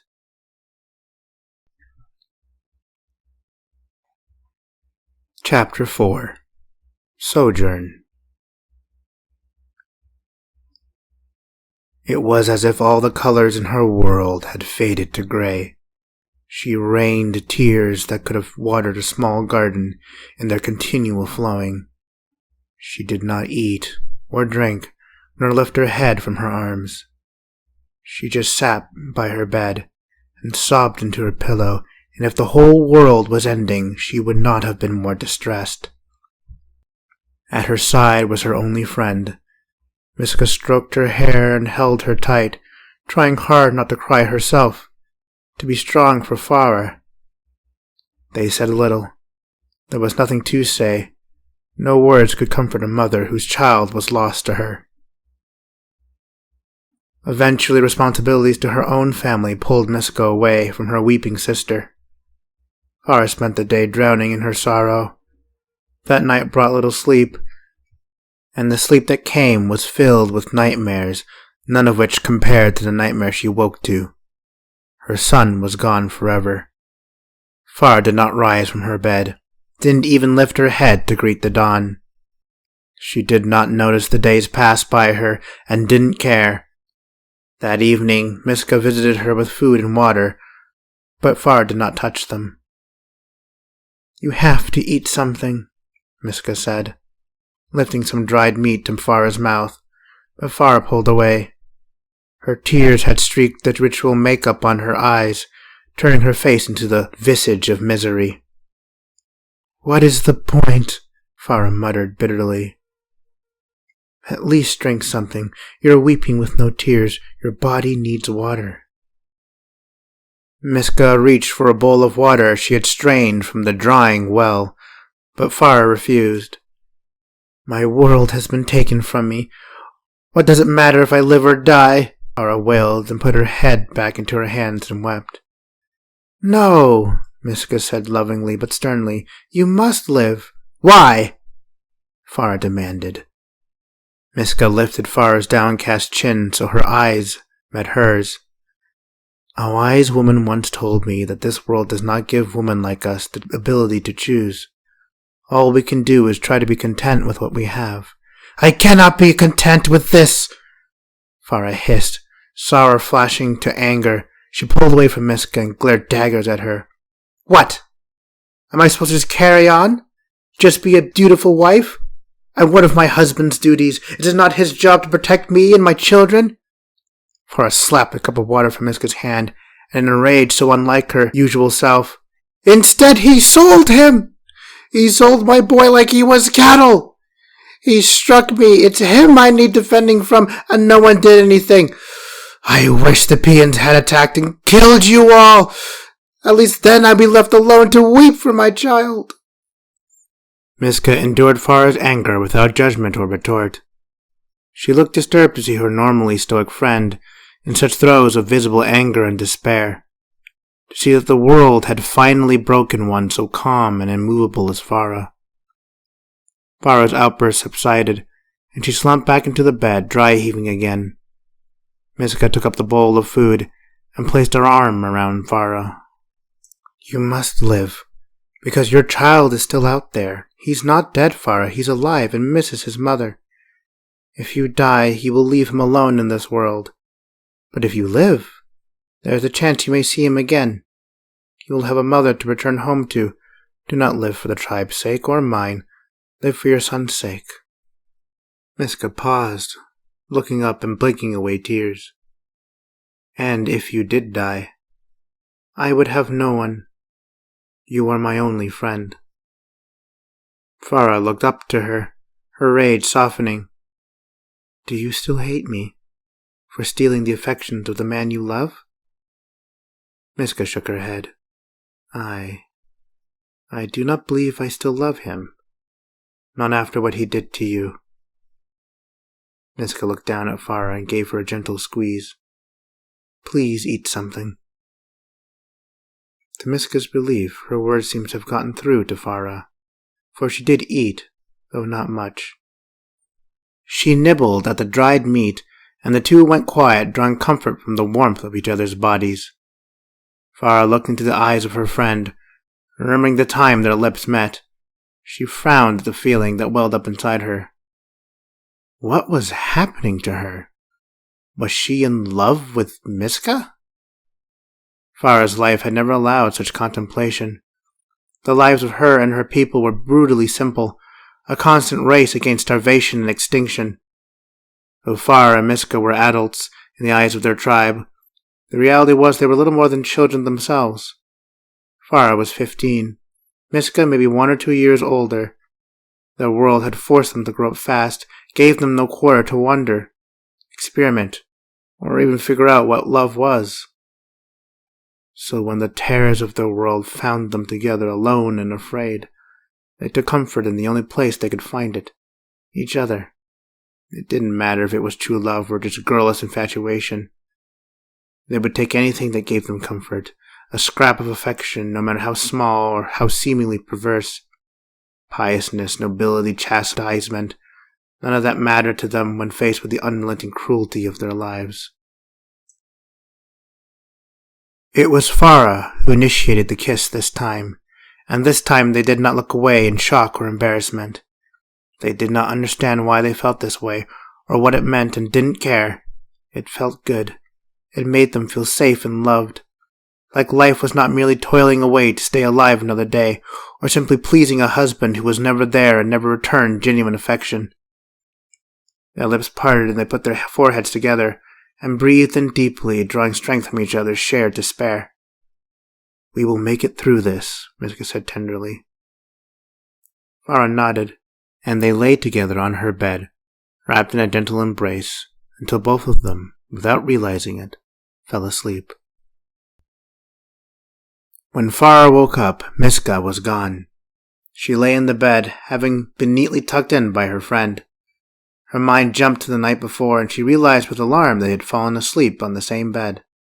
It was a good thing no one had walked in on them, well, Farah wasn't sure what would have happened. This type of relationship she had with Miska, whatever it was, had never been mentioned to her by anyone. She rolled over, her mind going to thoughts of her son, and the grey pall of sorrow fell over her again. He was gone, taken from her by people she thought she trusted. Not love, maybe, but trusted. She pulled the covers over herself, and without Miska, began to sink back into her sorrow.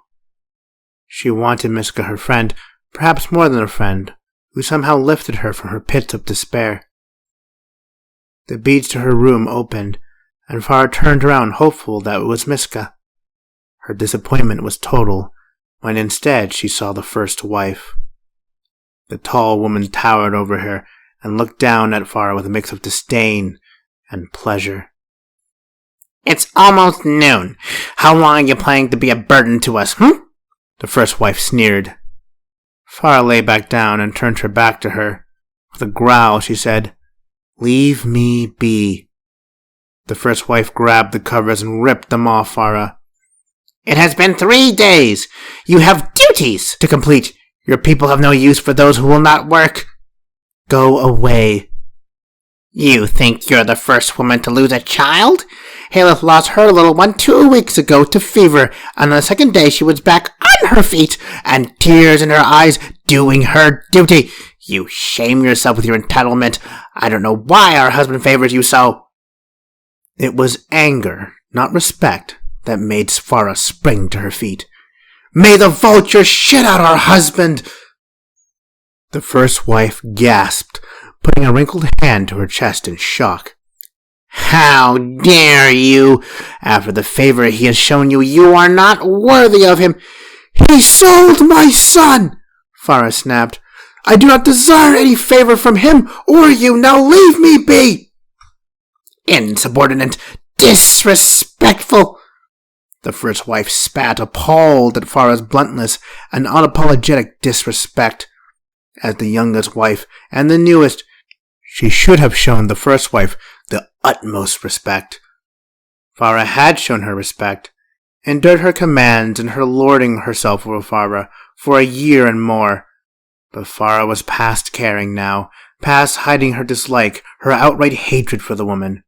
Her open defiance threw the first wife into a rage of righteous indignation. The older wife slapped Farah in the face and smiled satisfied. She did not expect Farah to hit back. Farah didn't expect herself to hit back, and by the time she realized what she was doing, her fist connected with the first wife's face, splattering her nose against her cheeks. The old woman toppled over, and Farah took a step back, her eyes wide in panic. She had struck the first wife. Honored or not, that was a taboo she should not have crossed. The two stared at each other in shock at what just transpired. "Sorry," Farah stammered, but her words were cut short. The first wife leapt at her. "Witch!" The first wife was easily double Farah's height, and much heavier. She shoved Farah hard enough that she fell on the bed. Not missing a moment, the taller woman fell on her, her eyes wild with rage, her hand wrapped tight around Farah's slim neck, and she squeezed. "Steal my husband from me, will you?" she hissed. "Use magic in my village, will you?" Farah threw a punch at her attacker's face, but it did little. The first wife's long arms kept her out of reach of Farah's flailing limbs. "What are you doing?" Farah wanted to ask, but the pressure on her throat choked the words and breath out of her. The larger woman pushed Farah down into the bed, grinning with satisfaction. "You have fallen out of favor. No one will miss you. No one will blame you for ridding our people of you and your demonic magic. I will be the favored wife. His only wife!" Farah fought more desperately, realizing that she was about to be murdered. Her brain fought for oxygen, her mind became a jumble of incoherent thoughts and emotions. The pounding of her limbs slowed and her vision dimmed. Miska's words came to her at that moment. "You must live, because your child is out there." Magic. It welled up inside Farah, and her mind became clear once again. The first wife's face turned from murderous glee to horror as a spider, hideous and black, bigger than a man's hand, crawled out of Farah's mouth and leapt onto her face. She shrieked as the fangs of the spider punctured her flesh. She slapped it away and fell back in horror as Farah rose from the bed, sand swirling about her. Spiders and centipedes and scorpions and all manner of creeping things seemed to form from the very sand around her, or fell from her hair and skittered towards the first wife. The first wife fled, tried to flee, but she had 10 biting, stinging creatures hanging to her clothes, and she only ran a couple of meters before dropping down into the sand, dead as stone, in front of the whole tribe. The magic left Farah's body, and she returned to her usual self, but stood stunned by what happened. Cries of terror swept through the people standing outside her home, and while Farah wasn't sure exactly what had happened, she knew enough that she had killed the first wife with her magic. Just then Miska ran into the room and cried out as the creeping things rushed her, seeing her as a threat to their master. "No, stop!" Farah called out, and the creatures froze in place. Miska looked between them and Farah wide-eyed. You did that? To the first wife?" Miska stammered. I didn't. It happened without me thinking. She was strangling me and—" Farah couldn't finish the sentence. It sounded too absurd. Miska looked at the crowd gathering around the first wife, and the guards looking towards their room. "They're going to blame you," Miska said suddenly. She turned to Farah and ran to her, and gave her a forceful shove towards the open window. "Run, sister." "What?" "Run and find your son. I can stall them, but they'll blame you. People already suspect you have magic. Go and run. I will not let them kill you. Go!" "But what about you?" Farah asked desperately. Miska answered her question by pulling out a knife. Miska gave Farah a shove, sending her out the low-hanging window, just as the guards burst in. "Where is Farah?" One of them was already suspecting the window and moved towards it. Farah could not see what was happening, but she could hear Miska blocking the warrior's path, and she could hear the struggle ensue. Farah tried to summon her magic, but it would not rise to her mental commands. She felt it, available to her, but like trying to wiggle one's ears, the exact mental commands needed to access it were still unfamiliar to her. "Farah, run!" Miska cried to her, then shrieked, and Farah heard the slick sound of flesh being impaled. She did run, getting up from her prone position and sprinting towards the end of her village, tears rising as she went. It was tempered by determination. No, she would not stay here and be a passive servant, a leaf carried away by a stream. She would fight, for herself, for Miska, for her child. She ran, taking care to run behind the small mud dwellings that still had people in them, peering out of their windows at the commotion. Most of the tribe was at work, and the few that were at home were the elderly or the young. She managed to run all the way to the front of her village without being spotted and bolted for the desert beyond. An arrow cut a strand of her hair as it passed, sticking into the sand beside her. She spun to see 3 warriors hot on her heels, one notching another stone-tipped arrow. They shouted at her, "Demon! Witch! She's over here!" She skittered over the dunes, her sweat pouring out rare and precious water. She half ran, half rolled down one dune, and then back up another. Another arrow landed near her, closer now, and she turned back to see 2 of the warriors, spears raised, were closing in. Their legs were longer than hers, and they trained to hunt healthy, speedy prey. She could not outrun them. She spun as they closed in. Desperately, she called out to the innate powers that she now possessed. Magic, they called it, but she understood almost nothing of the powers she had just used. She tried every mental command and trick to summon the sands and the creeping things to her side, but nothing worked. The closest warrior threw his spear, and Farah ducked. It grazed her shoulder and pinned her wavy hair to the sand. Magic forgotten, she pulled it out and spun to the first warrior as he came in. He drew the silver sword, gifted to them by the peons, and the sight of it, the memory of the wrong that was done to her, banished the fear in her heart, and her magic rose once again. Sand twirled about her, obscuring her visage just as her attacker swung in. He stopped short, frightened by the sudden sandstorm that engulfed her, and was not quick enough to stop her thrust. Her spear sunk into his flesh, stabbing him in the waist, and he cried out, falling to the ground. His ally dumped over him and thrusted blindly into the raging sand that hid Farah. His spear never reached as a blast of sand met him. The grains pounded his chest with such force he was thrown backwards. The third warrior stopped short his fallen companion, bow raised. For a moment the sand around Farah subsided, And when the third man saw the woman, he dropped his bow from sheer terror. Farah was covered in the writhing bodies of the desert arthropods. They crawled out of her hair, out of her ears, slithered from her mouth, and combined with her tear-stained ritual markings, she really did look like the most frightful of witches. She extended her hand forward, and the creeping things leapt off her body as one and skittered towards the three.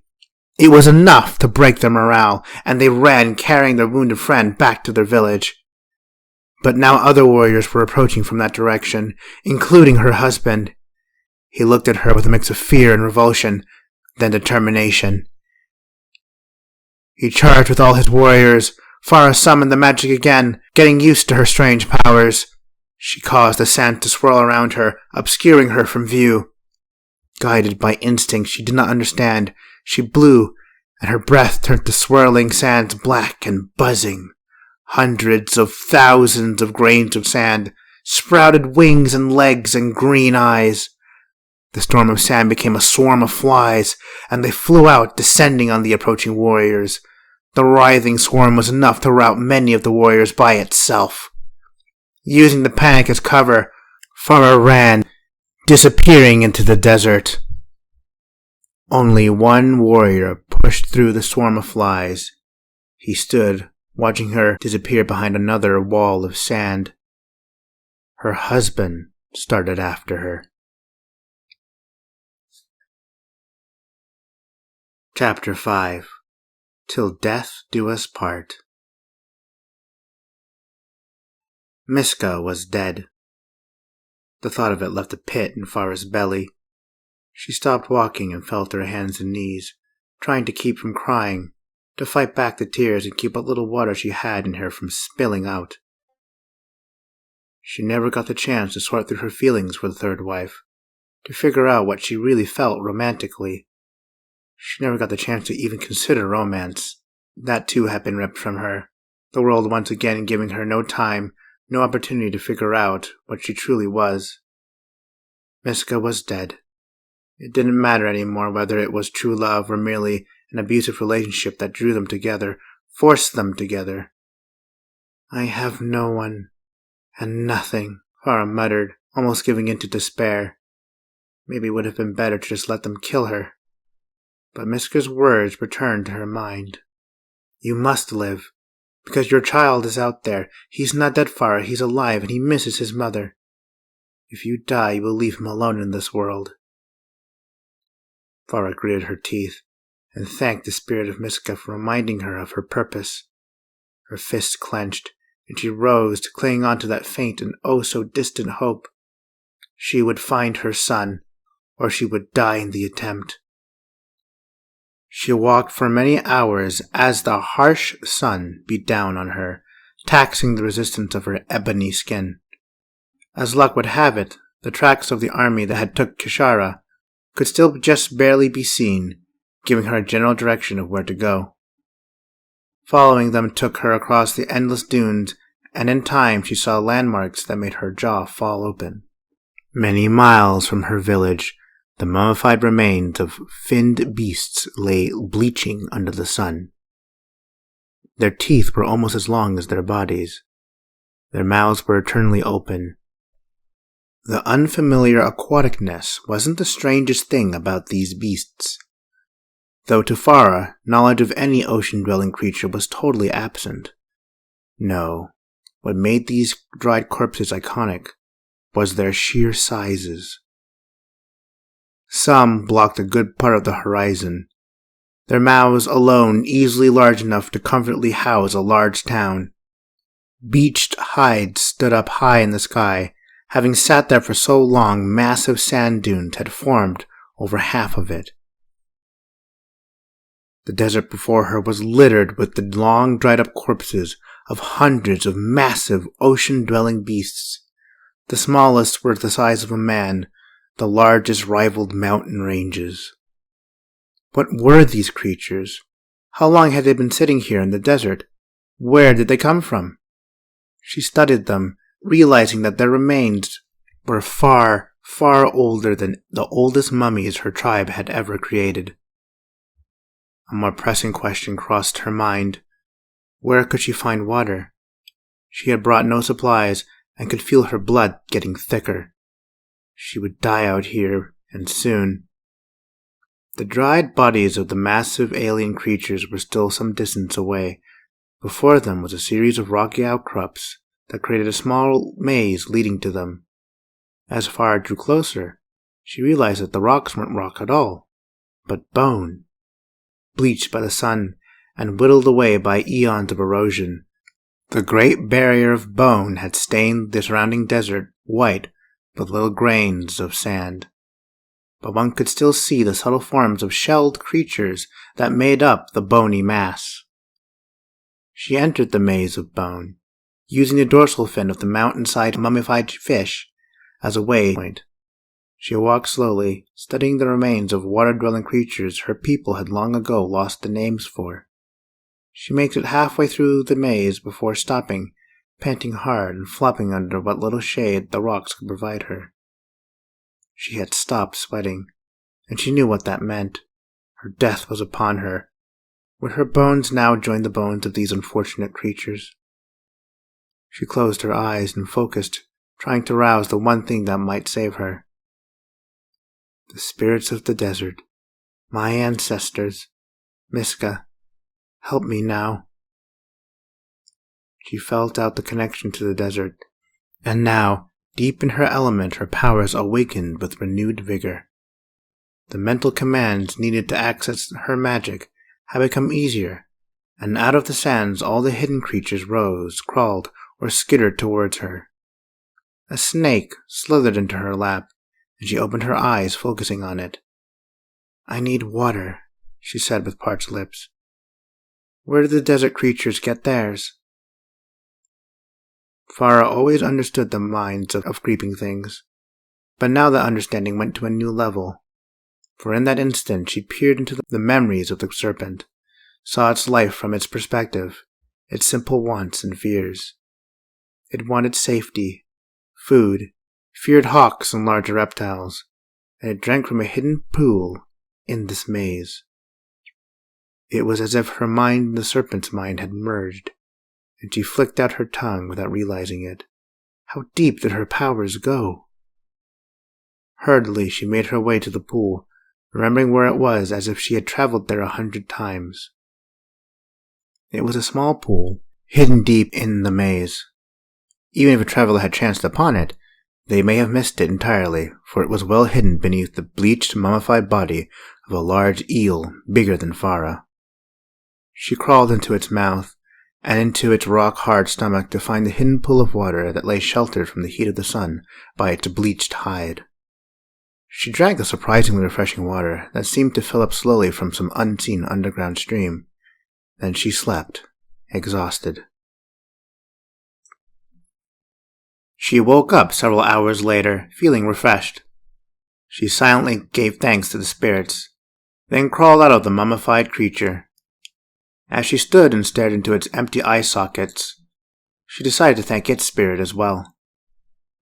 She sat down and focused again, the mental commands needed to access her magic becoming easier every time she did it. This time a lizard approached her, and she asked it politely, "Do you know a way out of this maze?" Of course, it could not answer, but Farah still felt rude to pry into its mind without any manners. She gently prodded its memory to find the answer, feeling the world as it did. She felt its calm at her side. Then, a sudden fear.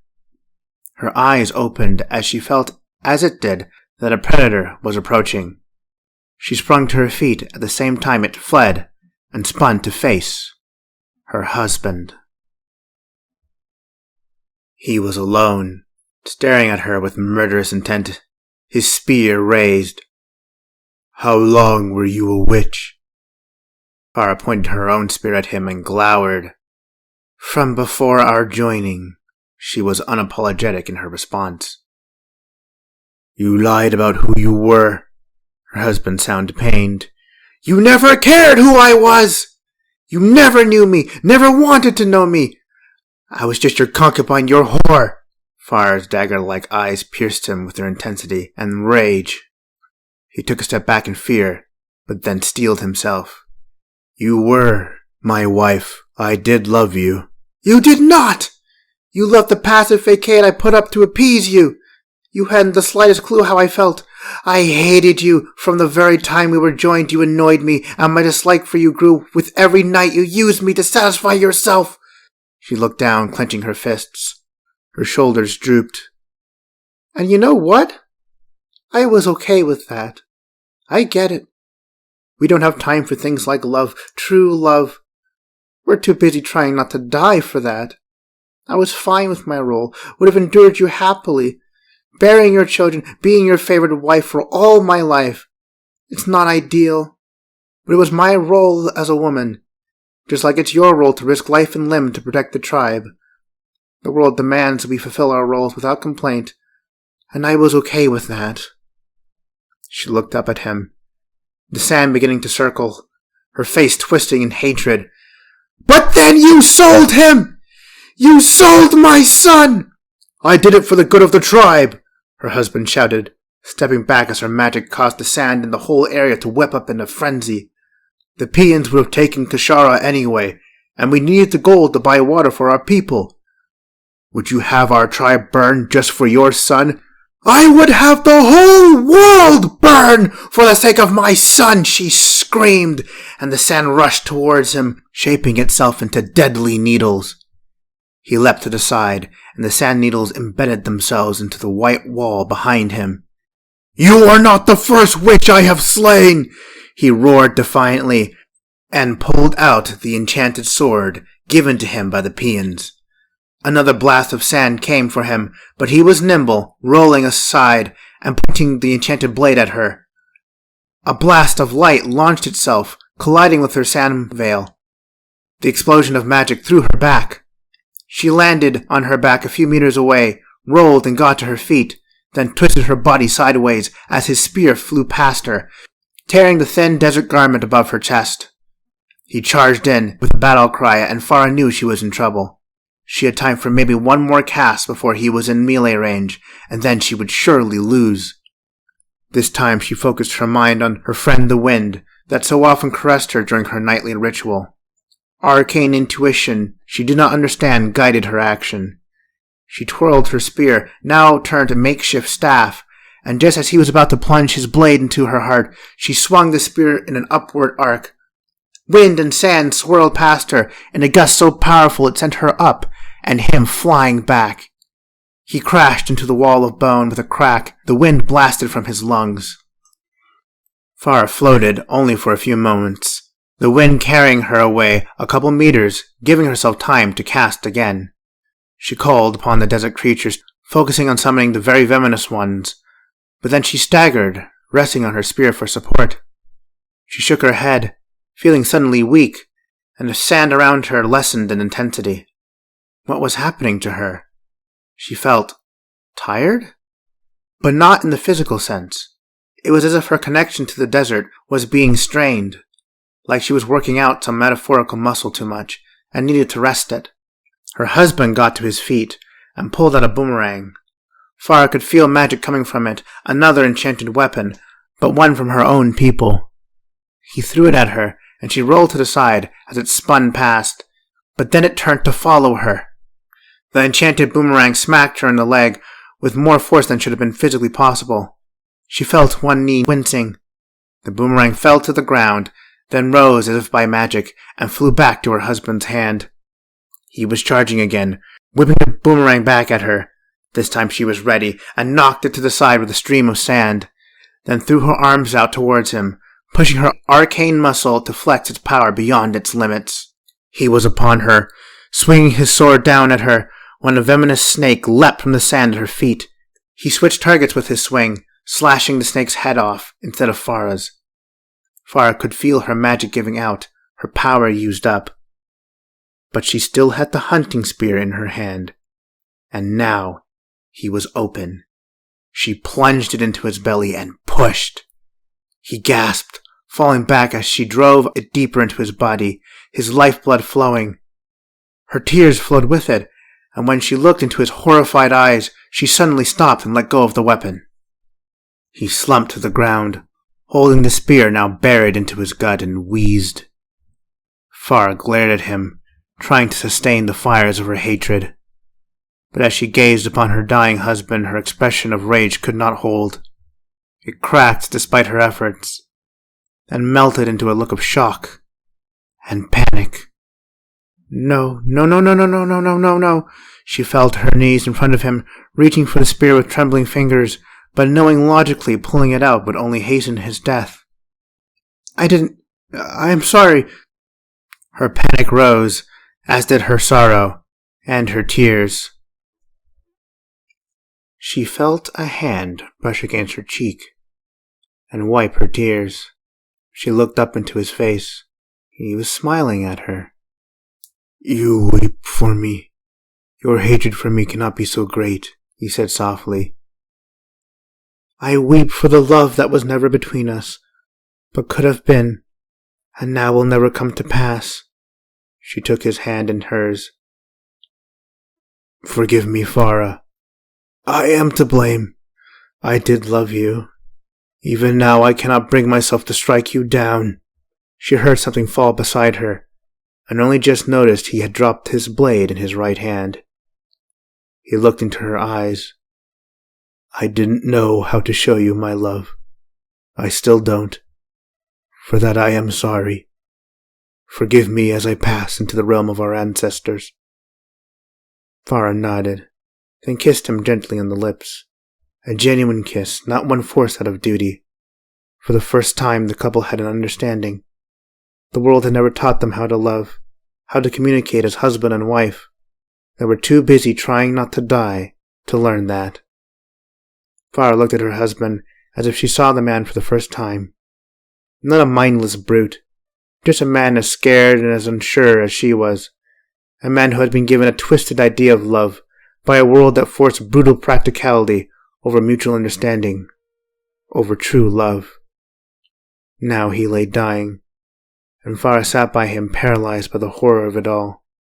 Now, when they were finally speaking, communicating, getting to know one another in the truest sense, now just starting to forge something stronger than the purely transactional relationship their marriage had been. Now, when genuine love might grow between them, he was dying. She wept. They wept together at the realization of the chance realized too late. She felt his hand on her shoulder as the last of his lifeblood ebbed away. He squeezed. I am sorry about Kishara. I was afraid of the Peons, and for our people. But with your power, you can amend my actions. Go, Farah. Find our son and bring him home. Talon, she began. But he was gone, the last of his strength leaving him. She kissed him again, and rose, the last ties to her home cleanly severed. She wiped her eyes and steeled herself. This cruel world continued to take from her. She could not get back Miska or Talon, but Kishara was still out there, and she would not let the world have him. She would find her son, or burn the world in the attempt. She turned towards the horizon, towards Pia and all VenShara had waiting for her, and took a defiant step forward.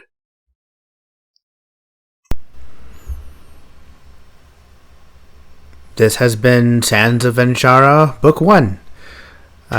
This is not the end of Farah's story. There's a lot more to tell. I have like a whole series planned out. If you want to hear more, subscribe if you're on YouTube, and if you're not, do whatever, likes or whatever site this is on. And I'll make more. Probably make more if it does well or not, because I just like making these. So let me know what you thought of the story in the comments. And take care.